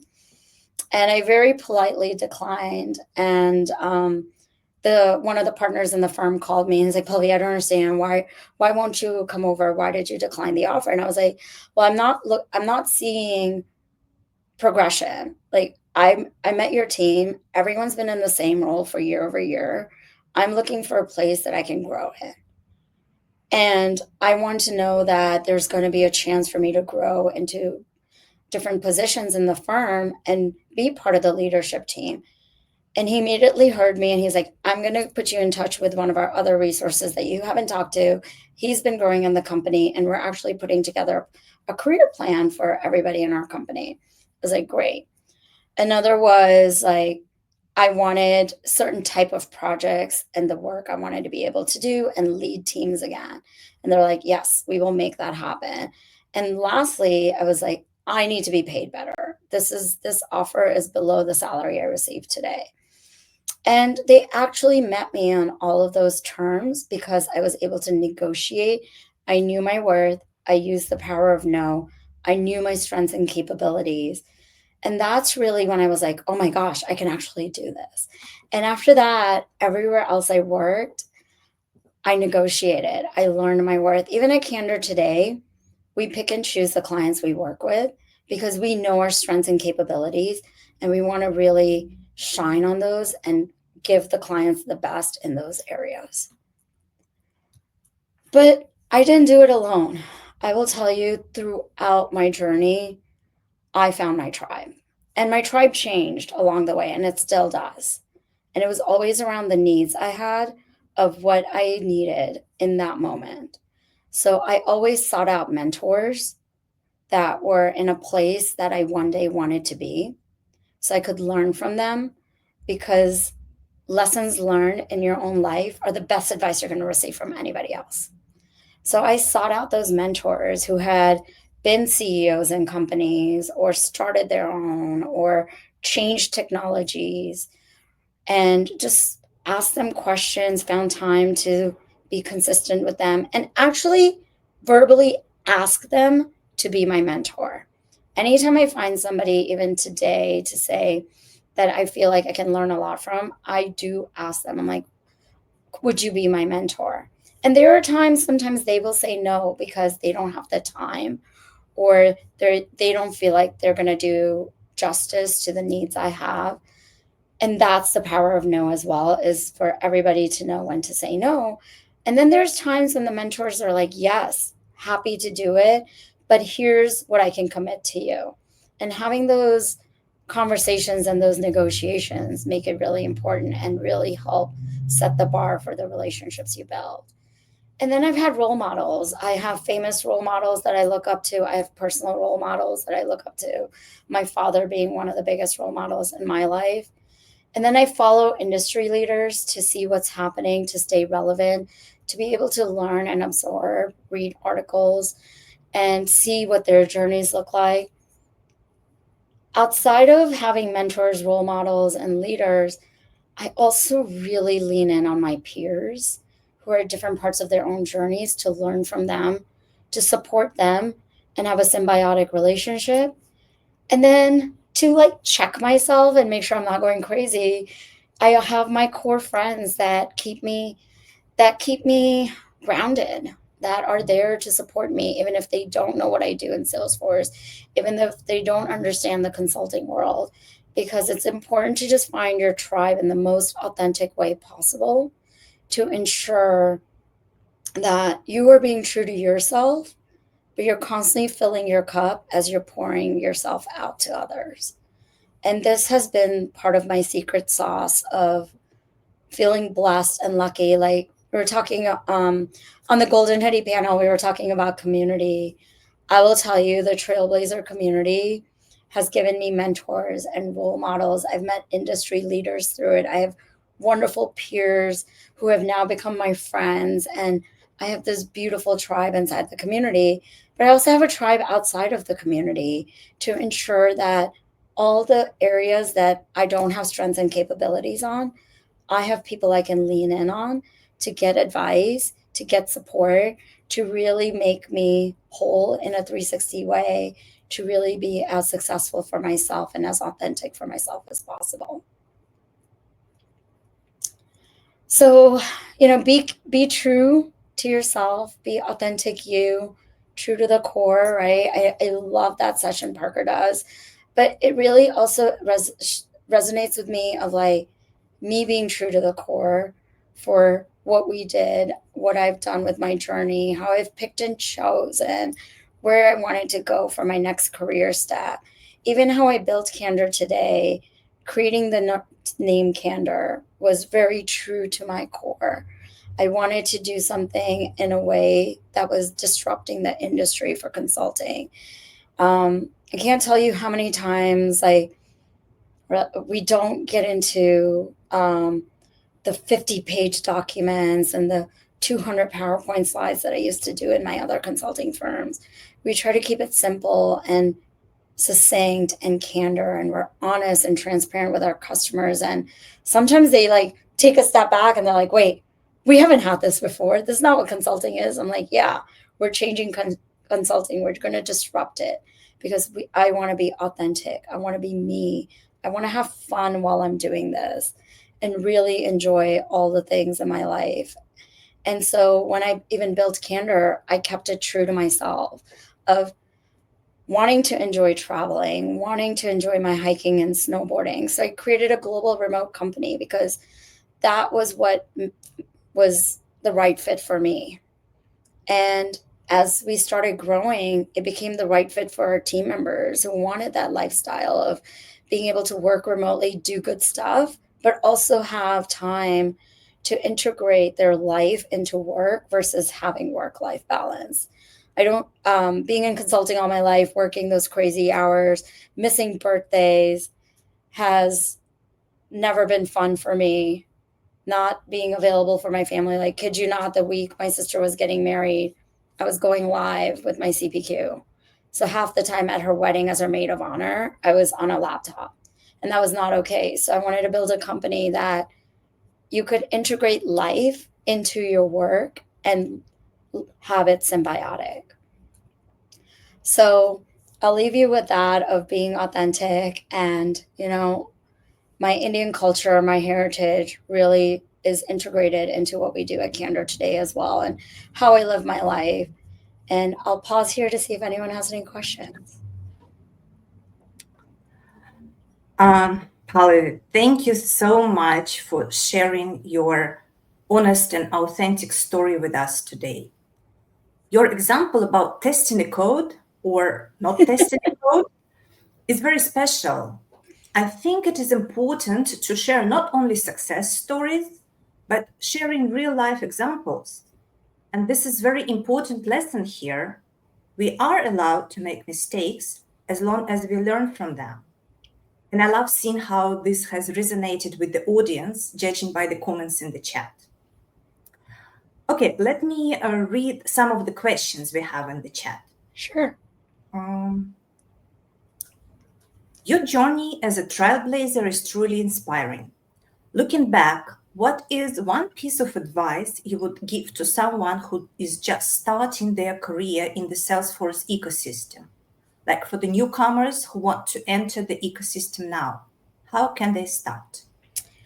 Yeah, so I will tell you this. First, think about what you really want. One of the exercises I did when I was looking for my next job between Verity to Pierce, Washington, one of my mentors actually helped me through it, was what are you good at? What do you enjoy? What can you get paid for? And I wrote them down into different circles. And it turned out I really enjoy volunteer work, nonprofit work, but I'm not going to get paid for it. And I, at the time, also was like, what is my non-negotiable, right? I was living in San Francisco, which is a very expensive city. I had student loans. So for me at the time, getting a salary at a certain amount was the most important thing, so I could sustain my my lifestyle there. And so figuring out your non-negotiables, so then it's easy to say no to the things that you can because those are your flags, but you know what your non-negotiables are. And then knowing that, like, I was good at volunteering and I enjoyed it and I'm good at it, but I'm not going to get paid for it. But then I looked like I'm good at consulting too, and I can get paid for it. And because my non-negotiable at the time was getting a salary, that made more sense for me. And so then I was like, okay, I can still fill my cup of volunteering and the nonprofit by volunteering in different areas in my free time. Right. So it's really first about figuring it out, because in my user group, we have people who come and they're entering the ecosystem and they're just like, I'm looking for a job. I'm like, well, that doesn't help me. What are you looking for? And I think there's a bit of misguidance where a lot of times everyone thinks to enter the ecosystem, you have to just go get your admin cert and become an admin. No, like, think about what your skills are. So I'll give you a secret. I don't have an admin cert. I have 0 certs. I barely go into the system. I don't know how to configure the system.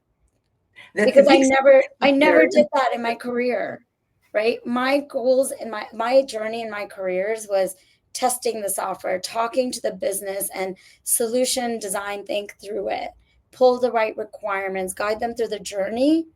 And I had an amazing team of architects all the time throughout my career, from Accenture to Pierce, Washington to Acumen. They were the experts. They could build a system. I never had to build it. So when I started Candor, I still leveraged my capabilities and started the company. And then I brought the technical pieces into the technical team members in to fill that. So think about what you want to do. You can be a marketer and transition into Salesforce. You don't have to be a Salesforce admin to be part of the ecosystem. Take what you know and then find your fit inside the ecosystem. Amazing. Thank you so much for sharing. I have one more question for you. You've led so many organizations through digital transformation. What do you think is the biggest challenge companies face when adopting new technology nowadays? And how do you help them to overcome it? That's a great question, because that's why Candor started, actually. So remember that CPQ project I was telling you, going live in the middle of my sister's wedding? And it took us 1.5 years to implement it at Vanguard, which is a very big financial firm in the US. 6 months later, they canceled it. They unraveled the whole thing. They were like, never mind, it's not for us. And I can give you more stories of those that I've built, right?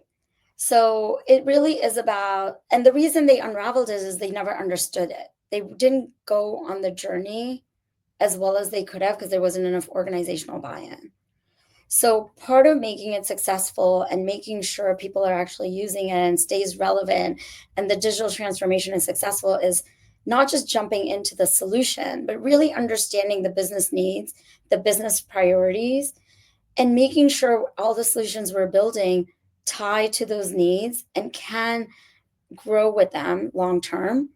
But then there's a whole aspect of change management, right? And that's part of the reason that Vanguard project failed. It wasn't so much that we didn't build to the business needs. They didn't believe in change management.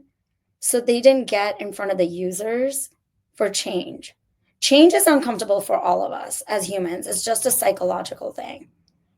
I personally don't like change myself.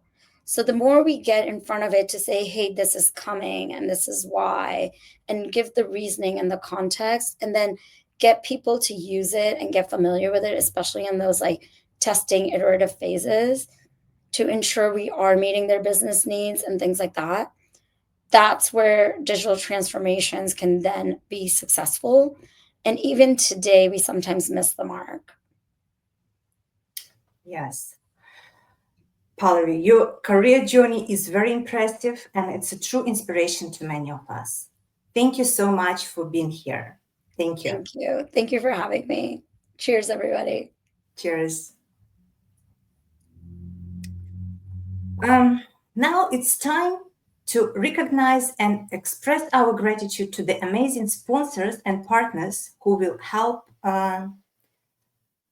us to make it all possible today. Their support enables us to bring together this community and create opportunities for learning and growth. Andrei, over to you. All right, thank you. So, as you're used to, usually we have a demo jam. Today we'll be doing it a little bit different. So since we have different types of partners and sponsors this time, I will introduce them to you, and of course we'll have one good demo, but at least we don't have to rush this one. So no 3 minute mark. So these are the 6 sponsors who've made today and today in the past 6 months possible. Of course, there's a Trailblazer community. This is probably a logo or a name you see popping up a lot. But I don't think many people know that this is a team within Salesforce who supports us, the community. So, for instance, as organizers of user groups and dreaming conferences, they support us in all different ways, with like event management, project management, and also a bit financially. And this is the same team that runs the MVP program and the Golden Hoodie program. And next time, when you're at the Dreaming conference, they most likely have a booth as well. So go and say hi to them, and thank you. Then we also have Amdrot. So they are an implementation partner based all over the world, and they also have a few products. Like they specialize in SPIF or sales performance. And for instance, they have the app Smart Lead Converter, and that is just something to really make the lead conversion process a lot better than what it is out of the box. And there's also the SPM utility, and that is really for energy and utility management companies. So I would say a bit like the industry clouds you have, but then built by a partner. And then we have SharingPix, one of our longtime sponsors. They're an App Exchange partner, and they have multiple apps, but also they're one of the few partners who have an action on the Agent Exchange. If you don't know the Agent Exchange, go to the App Exchange and you see the new button. Have a look there, and they do everything visual. So images, videos, but also offline forms. And especially for those photos, images, and videos, there's also editing, and it's all in Salesforce. So that's very, very useful to not only have text in Salesforce. And then there's Cloud Muscle. It's an implementation partner, and they're based in the Netherlands with an international team from all over the world. But they are focused on professional services, staffing, recruitment, and as one of the partners, they actually have a data-driven approach, and of course, they also promote that to their customers. yeah, come and say hi to them, and actually all the other partners and sponsors I just mentioned this afternoon in Amsterdam. And another exchange partner that's based in the Netherlands is Sliced Bread. And this is one of the, well, this is the only native ETO solution on the App Exchange. So for anything data imports, exports, data transformations, and especially when it's about, like it says here, import data at scale, so really large volumes. So they do that well, and it's also in a secure way.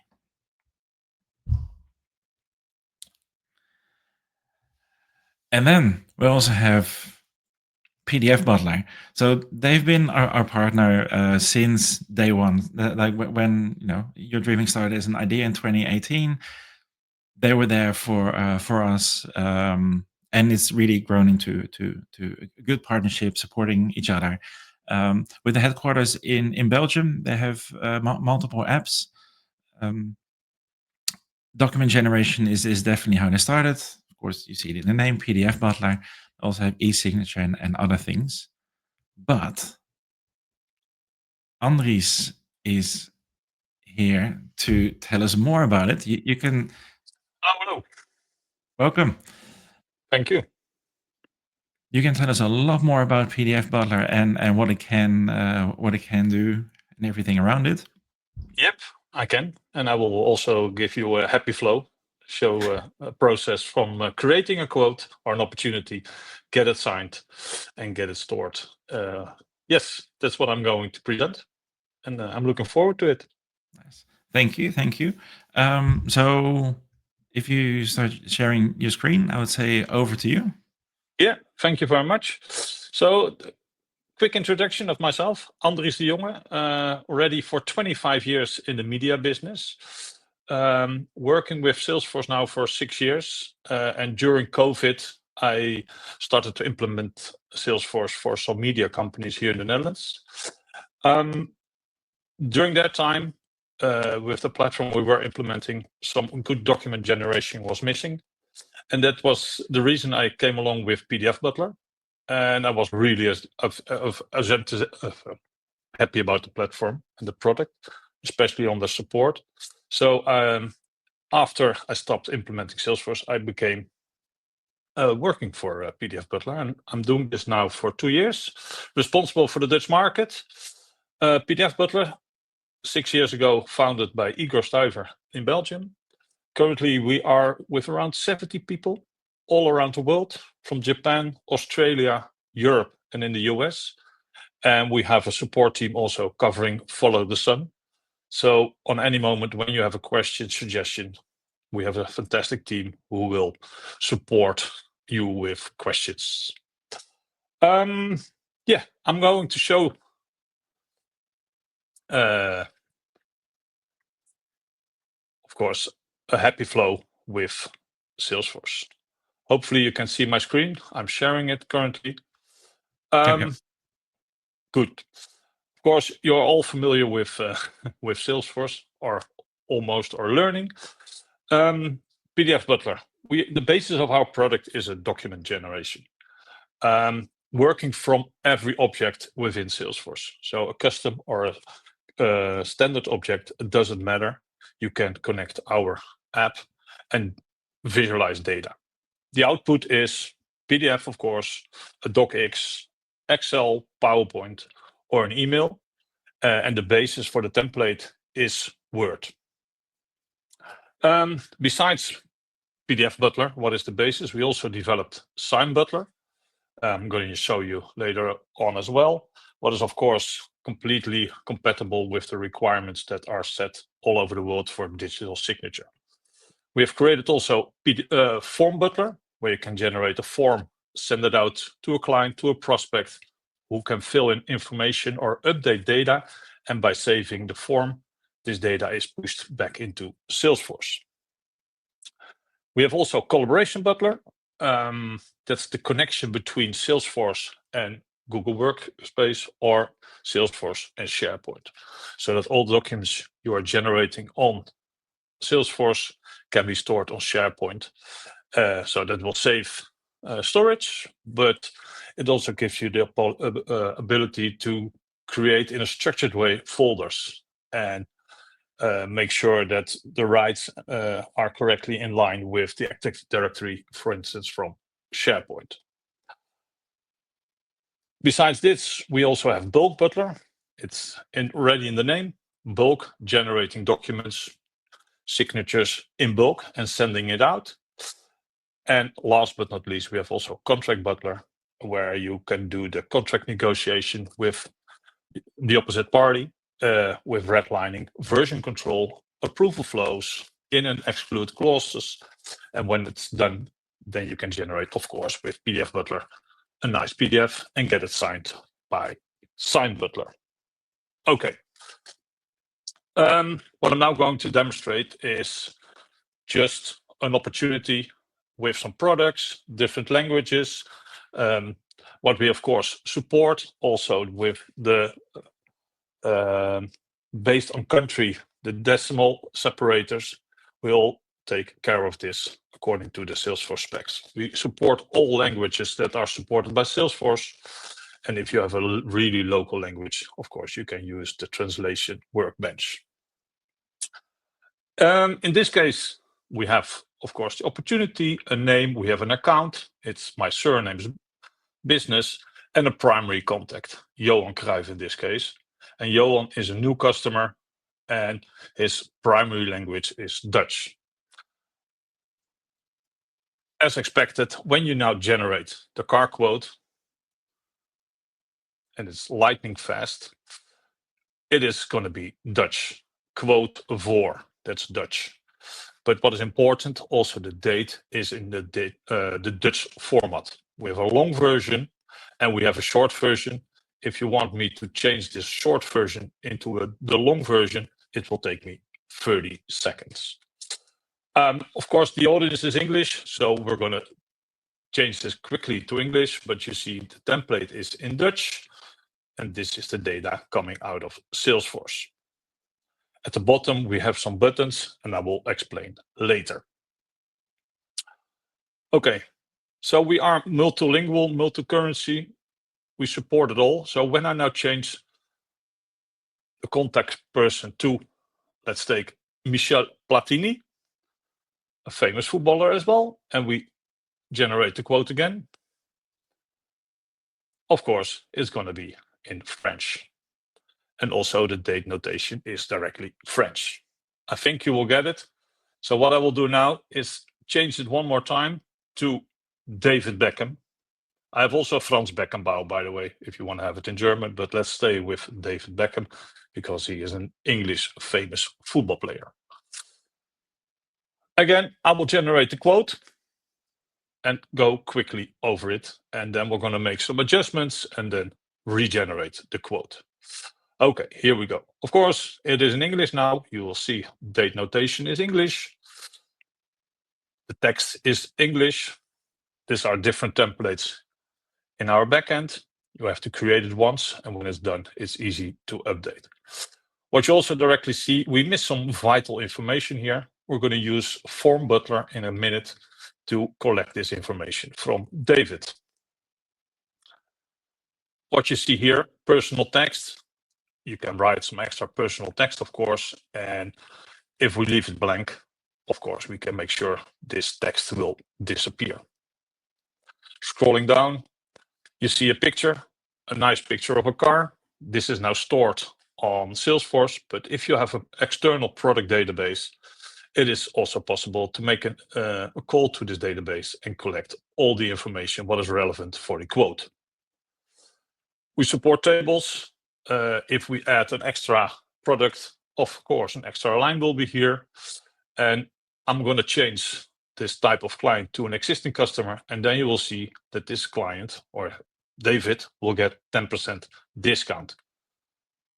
That will mean that there will be an extra column where you also see the discount.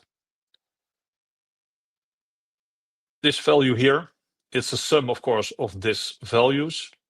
Probably this is in Salesforce, but if this sum is not in Salesforce as a value, it is possible with PDF Butler to make this calculation as well.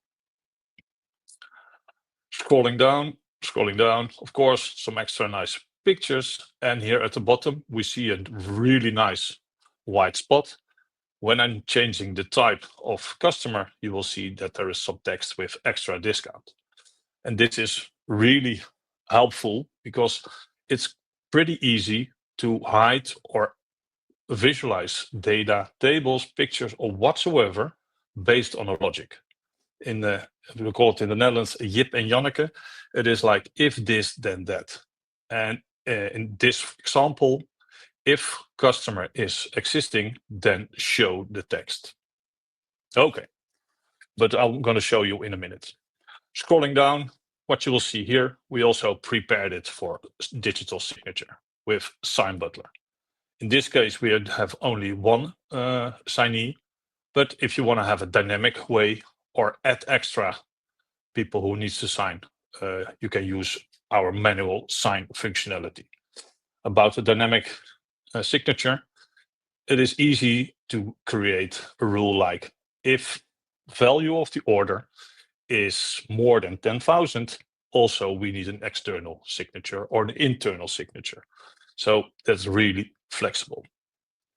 Of course, there's a reference number. You can make this that you have to fill it in. So when it gets signed, you receive a PO number so that for invoicing, there is a connection with the buying partner. Okay, at the bottom, as said, forward to manual sign gives me the option to add manual putting extra people in who needs to sign the contract. Added before mail quote. In this case, we're going to use a Lightning template. What we can still edit before sending it out, and this quote will be attached. Of course, the template will be English because David is English. If it was sent to Johan Cruijff, it was in Dutch. I can also say, okay, just mail this quote to David Beckham. Then I click here. I can also download it, of course, and then send it separately out of Outlook, or in our case, I'm going to close it. Okay, let's move on. So as said, I'm going to change the type of client to an upgrade client. What we can edit this, and what is possible as well is that you add images. Let me take a small one. I prepared this for this morning. And save it. And what I'm going to do as well is I'm going to add an extra product, because based on the product, in our case, some extra documentation will be added to the quote. In this case, I take the rims, some nice rims. We need 4 of them. Otherwise, it's going to be hard to drive. And when I'm generating the quote in a second, you will see that the rims are, of course, added as a product, but also we have some extra information about the rims. That's in this case automatically, but we can also do this manually. So we have a component that's called the PDF Butler Dynamic Selector. If you want to add extra information to this quote, you can do it automatically, but you can do it also by hand. So for instance, if there is a winter promotion, whatever, I can just select this file and put it here. And when I generate the quote, it will be added to my total PDF. In this case, I'm going to remove it, but trust me. Going back again, you see here also another component. In a minute, we're going to ask to sign by David Beckham this quote. We have here a record where all data is stored. We have a PDF Butler Live Edit. This gives you the opportunity to edit the quote before you send it out to David. You have a standard contract and the payment terms are 30 days, for instance. But in this case, the client wants to have 60 days. Well, of course, you can create a new template and then change only the 30 to 60 days. But in this case, what you can do is also download the docx, open the contract in Word, change from 30 to 60 days, save it on your PC, upload it again with this component, and then the new version is again in the flow. Going further, we have here a component that's our form butler. As said, we're going to miss some information from David, so we're going to ask him for his VAT number, telephone number, etc., etc. I'm going to do this in a minute. But let's first go to the car quote. I'm going to generate the quote again, and we will see some differences, and I'm going to send it out also to David directly. To make use of this element, you have to be on the activity tab. And when I click car quote generate, the new version is here. We know this all, right? We have seen it. Hey, we see a nice logo into the personal text. It's just standard what you can do with our technology. But when I scroll down, we see the rims here.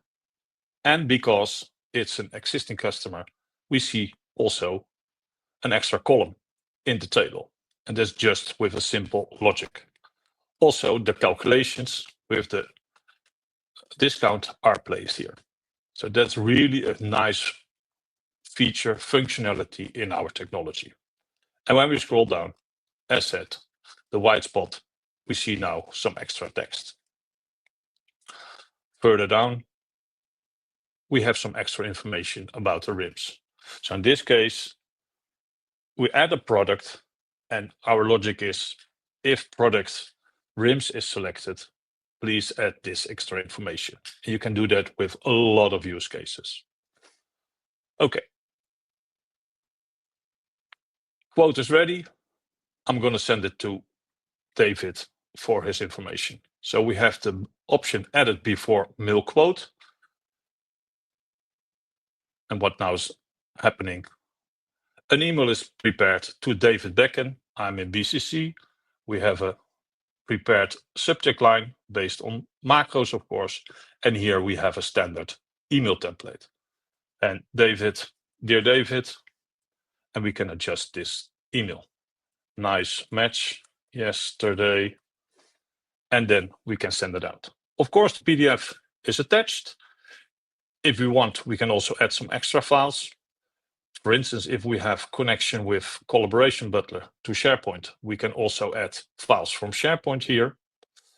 And it's, of course, related to the opportunity. Sending it out, email is sent out, and of course, it's directly placed on the activity. It is currently unopened, but when we open it, it will be a date notation when it was opened. When I'm now off tomorrow and David calls my colleague, he or she can see what is the status and what is the situation of the order. Now, I can tell you, David called. He said, hey, I want to buy this car. Very good.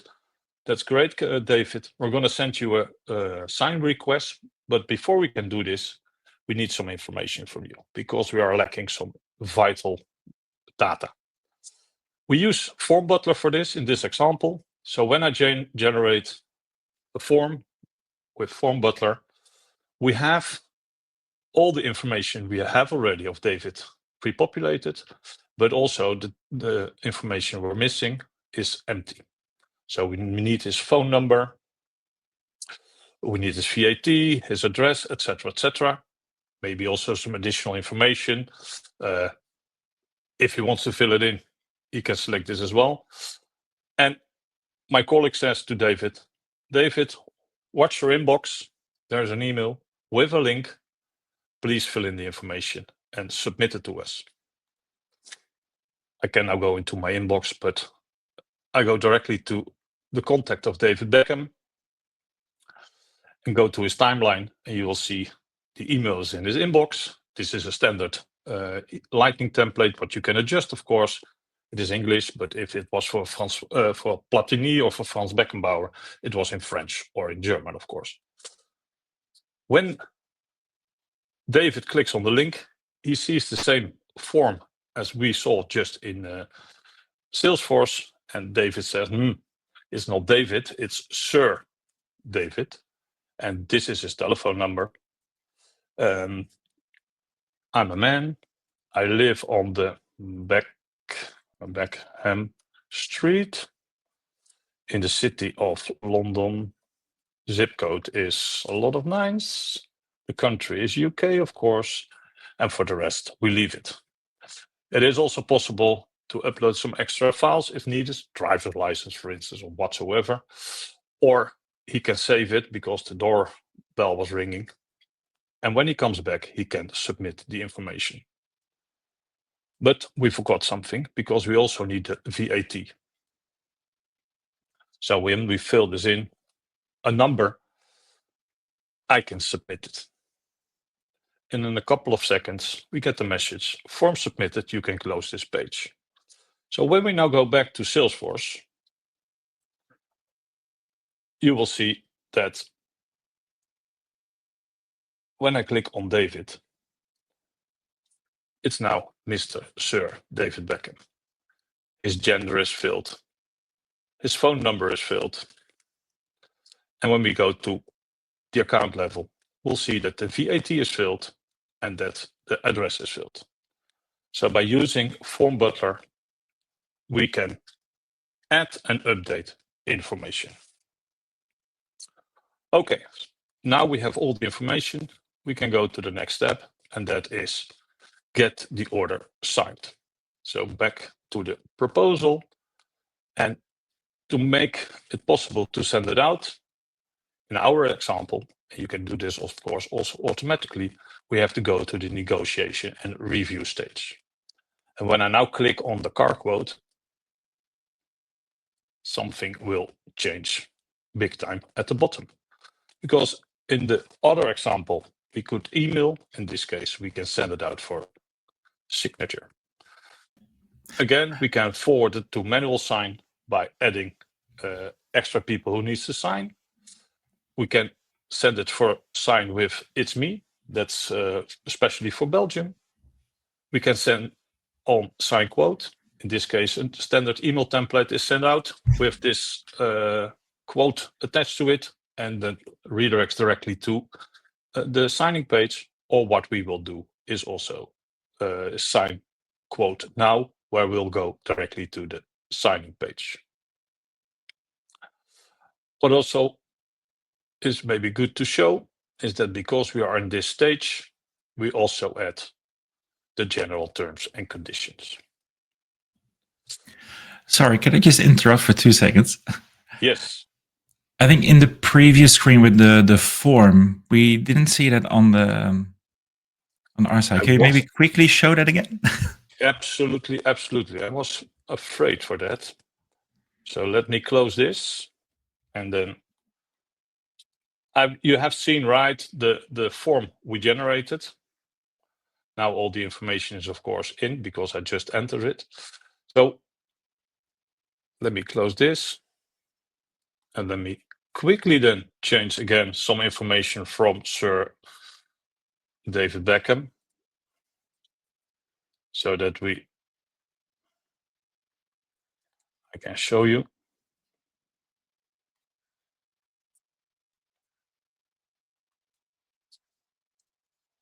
Okay. So the story is that we still need some information from David Beckham before he can sign the contract. So again, we have here the form where some information is missing. I assume you will see this. I'm going to send the email to David. And when I go to David, his activity timeline, you will see this email he just received. So when David opens his email client, he will see the same email. And when he clicks on the link, he will go to, and now you will see it, the same form as we have seen in Salesforce, but he does see it now online. So David has now the option to say, hey, I'm not David, I'm Sir David. And my phone number is a lot of 4s, for instance. I'm a male. And my VAT number is 5555. And I'm not living in the Beckham Street, but in the Victoria Street. As already said, but you haven't seen it, you can also attach some extra files. You can save it. And when I click on submit, or David in this case, he gets the message, form submitted, you can close the page. So when we now go back to Salesforce and we click on the name of David Beckham, you see that it's David Beckham. But when I click on it, what you will see is that now his name is updated to Sir David Beckham. He's a male and his phone number is filled in. When I go to the account name, you will also see that his VAT is filled in. So with Form Butler, you can add and update information. Okay. Thanks, Andre, for jumping in so that it's for everybody clear how Form Butler works. Going back again to the opportunity, and I try to get some speed into this, but it takes some time because there are a lot of steps and we can do a lot with the technology. When I generate now the quote again, as already explained a minute ago, we are able to send it out for signature. And because of the stage of ready for signature, we have added the general terms and condition. So in this case, we just click sign quote now. And what now happens? An extra page is opened. I'm going to share it directly with you, where you can sign the contract. So this is what David will see when he clicks the link in the email he receives. This is now Sign Butler branded, but of course you can brand it to your own look and feel. The environment is English because David is English, but if you want to have it in Dutch, of course you can change it here.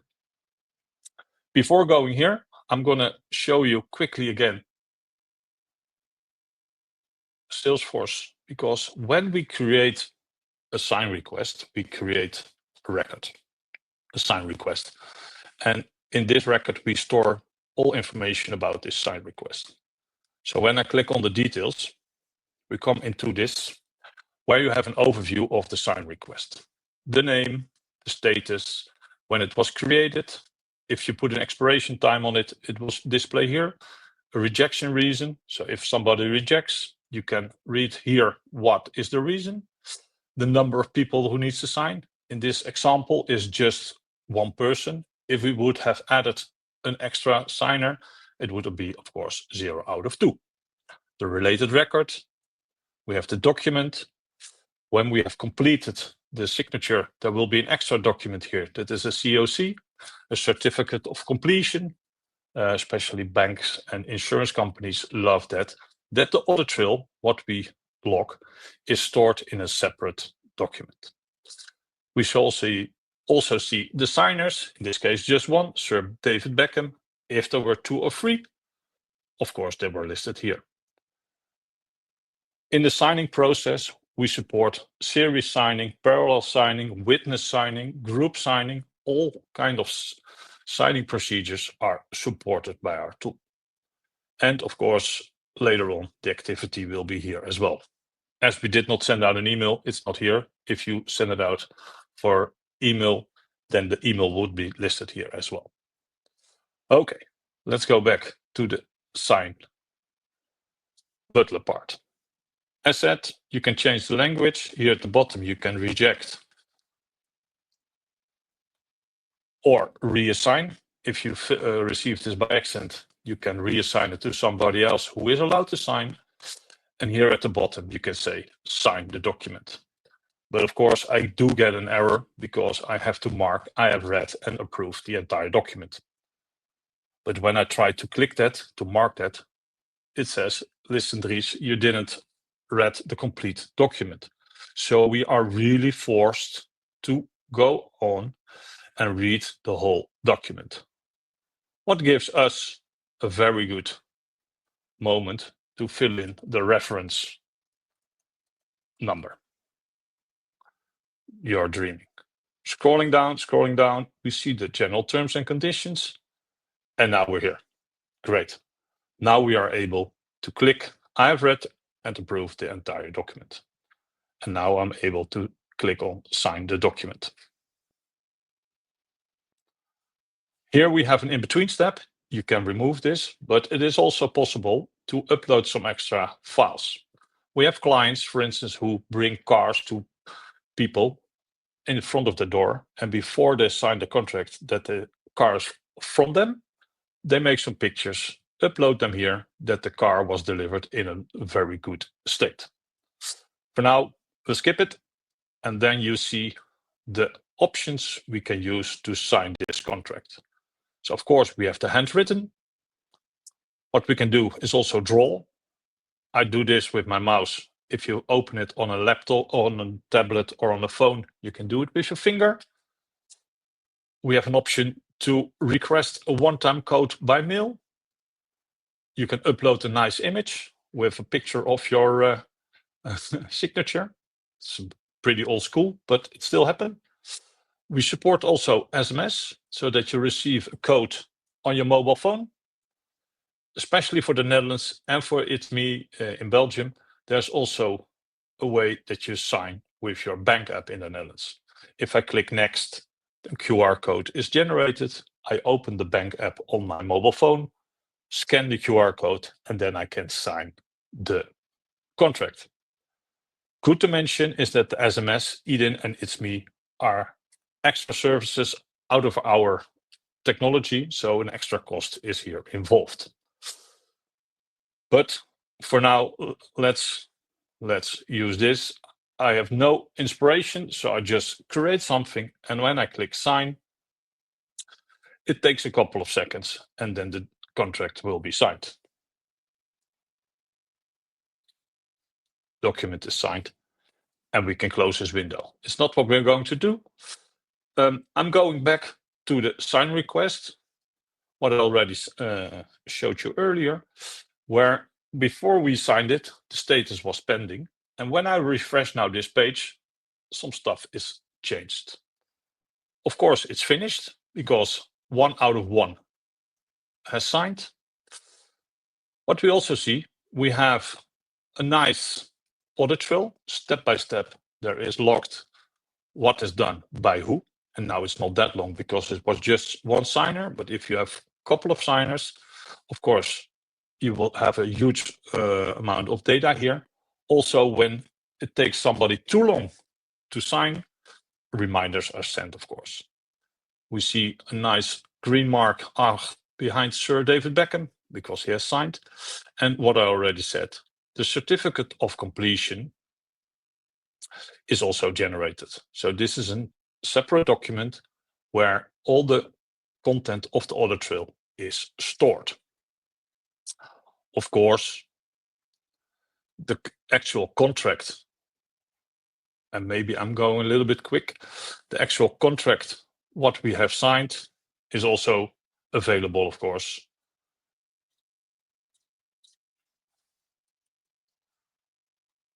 Here it is. And then you will see my really nice, going quickly, sorry for your eyes. And here you see my signature. If I would have used Collaboration Butler, this contract would be stored on SharePoint. Last but not least, I'm going back to the opportunity. When we left here, it was a negotiation state.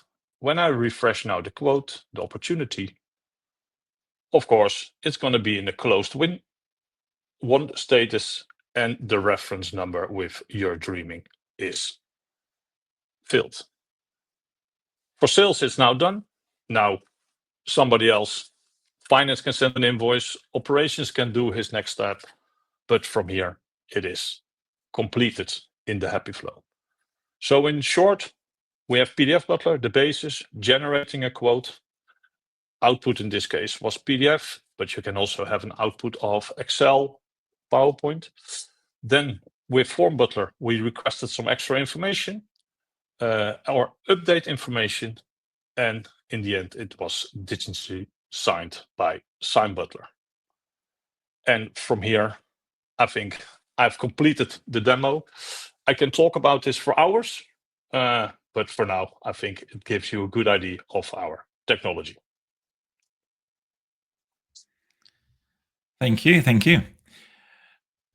We do have a few questions. I think we have a few minutes to go through those. I'll show them on the screen. The first one is, how is PDF Butler scale for enterprises with high document generation needs?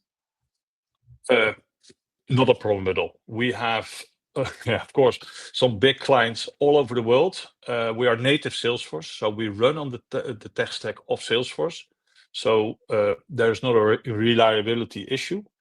And if you have a high volume of documents, then we have the product, for instance, of Bulk Butler, where you can generate and send out documents in bulk and in batches. So that's not a problem at all, Andre. Okay. Then I'm not sure if this is a long or short question or answer. So how's the document offered to the customer for the signing, and especially then what's the technology used behind it? Yeah, it is of course Sign Butler, our technology. But maybe the question behind it, does the customer need some technology on his PC, on his telephone? Absolutely not. It is in the browser. So, and it works on, in the app on Safari. All web browsers are supported. So for the person who needs to sign, there's no special installation of technology needed. Okay, good. Then the last one, is it possible to see all the older versions of the generated PDFs? Absolutely. I don't think we have time for this, but I love to jump, Joris, with you on a call and to show you. But in the backend, when you set up PDF Butler, my first time took me 3 hours to install PDF Butler, Sign Butler, generate my first document and get it signed. It was not nice, but the data was there. But you start with creating a data source, and from there with a SOCL builder. So it's easy for me. It was really easy to create a SOCL because we have a builder for that. But then if you go to the next step, that's the PDF Butler, then you make the decision how you want to generate the documents. In our demo, we just overwrite, but of course you can add version numbering to it so that you have a complete list of all the versions that you have generated over time. All right, thank you. And then I said, I will be also, I'm already in Amsterdam, by the way. It's really close here. So I will be there at the end of the day. So if you're there, we can also have a cup of coffee or a chat on this questions you have later on. Yeah, sounds good. But before we go to Amsterdam, one last question. Which industries are using PDF Butler so far? Doesn't matter. We support all industries, but we are, and I'm really a fan about this, is about the non-profit in the Netherlands especially, but we also have the automotive, we have the manufacturing industry, healthcare, insurance. So it is, food. We have a lot of. Maybe you saw it in my demo. I have some examples ready with demos for the healthcare, for the food industry, for the manufacturing. So we support everything, Elizabeth. All right, thank you. So that's all for now. Please also have a look at the comments in YouTube. There's quite a few good comments. Thanking you. Great demo, and indeed, also thank you from my side, from our side. Thank you for doing this, and we'll see you in Amsterdam in the afternoon. Absolutely. Good luck, and talk later.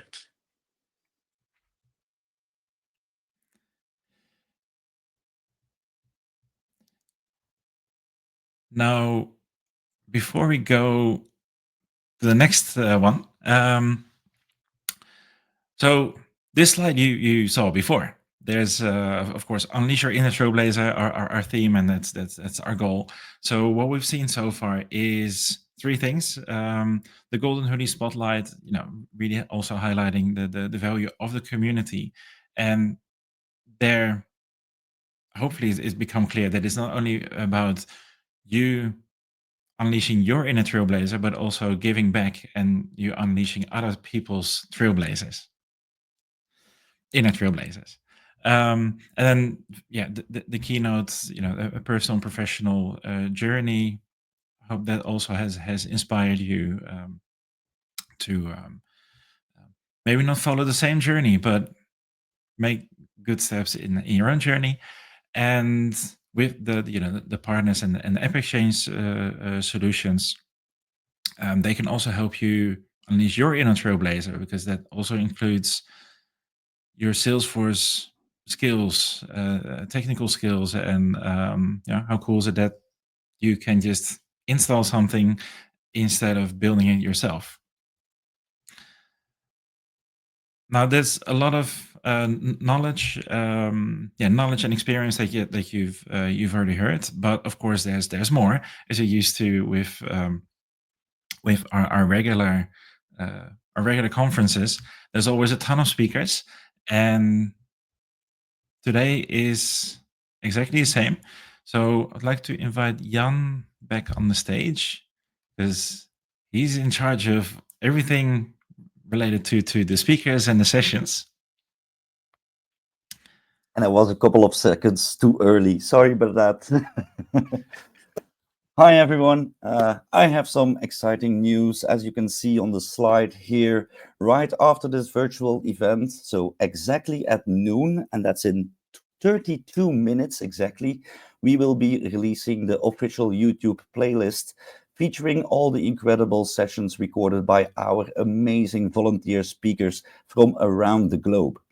Each session is ready for you to enjoy whenever you like. Watch at your own pace, pause, rewind, or revisit as many times as you want, or even binge watch it at night instead of Netflix.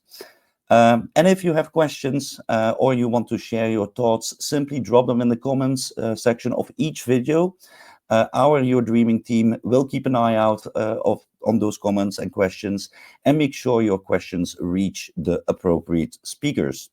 You can find the playlist right here on our YouTube channel, the official channel, but also, of course, on our website. A massive thank you to all our speakers for their dedication, creativity, and fantastic editing skills. I'm pretty sure that some of these recordings took more than a couple of takes to perfect. I've seen everything from clever screen recordings and Zoom presentations to professional quality productions that feel just like you're watching live in person. So I hope you enjoy the sessions, and we can't wait to see your comments and interactions. Happy binging on those.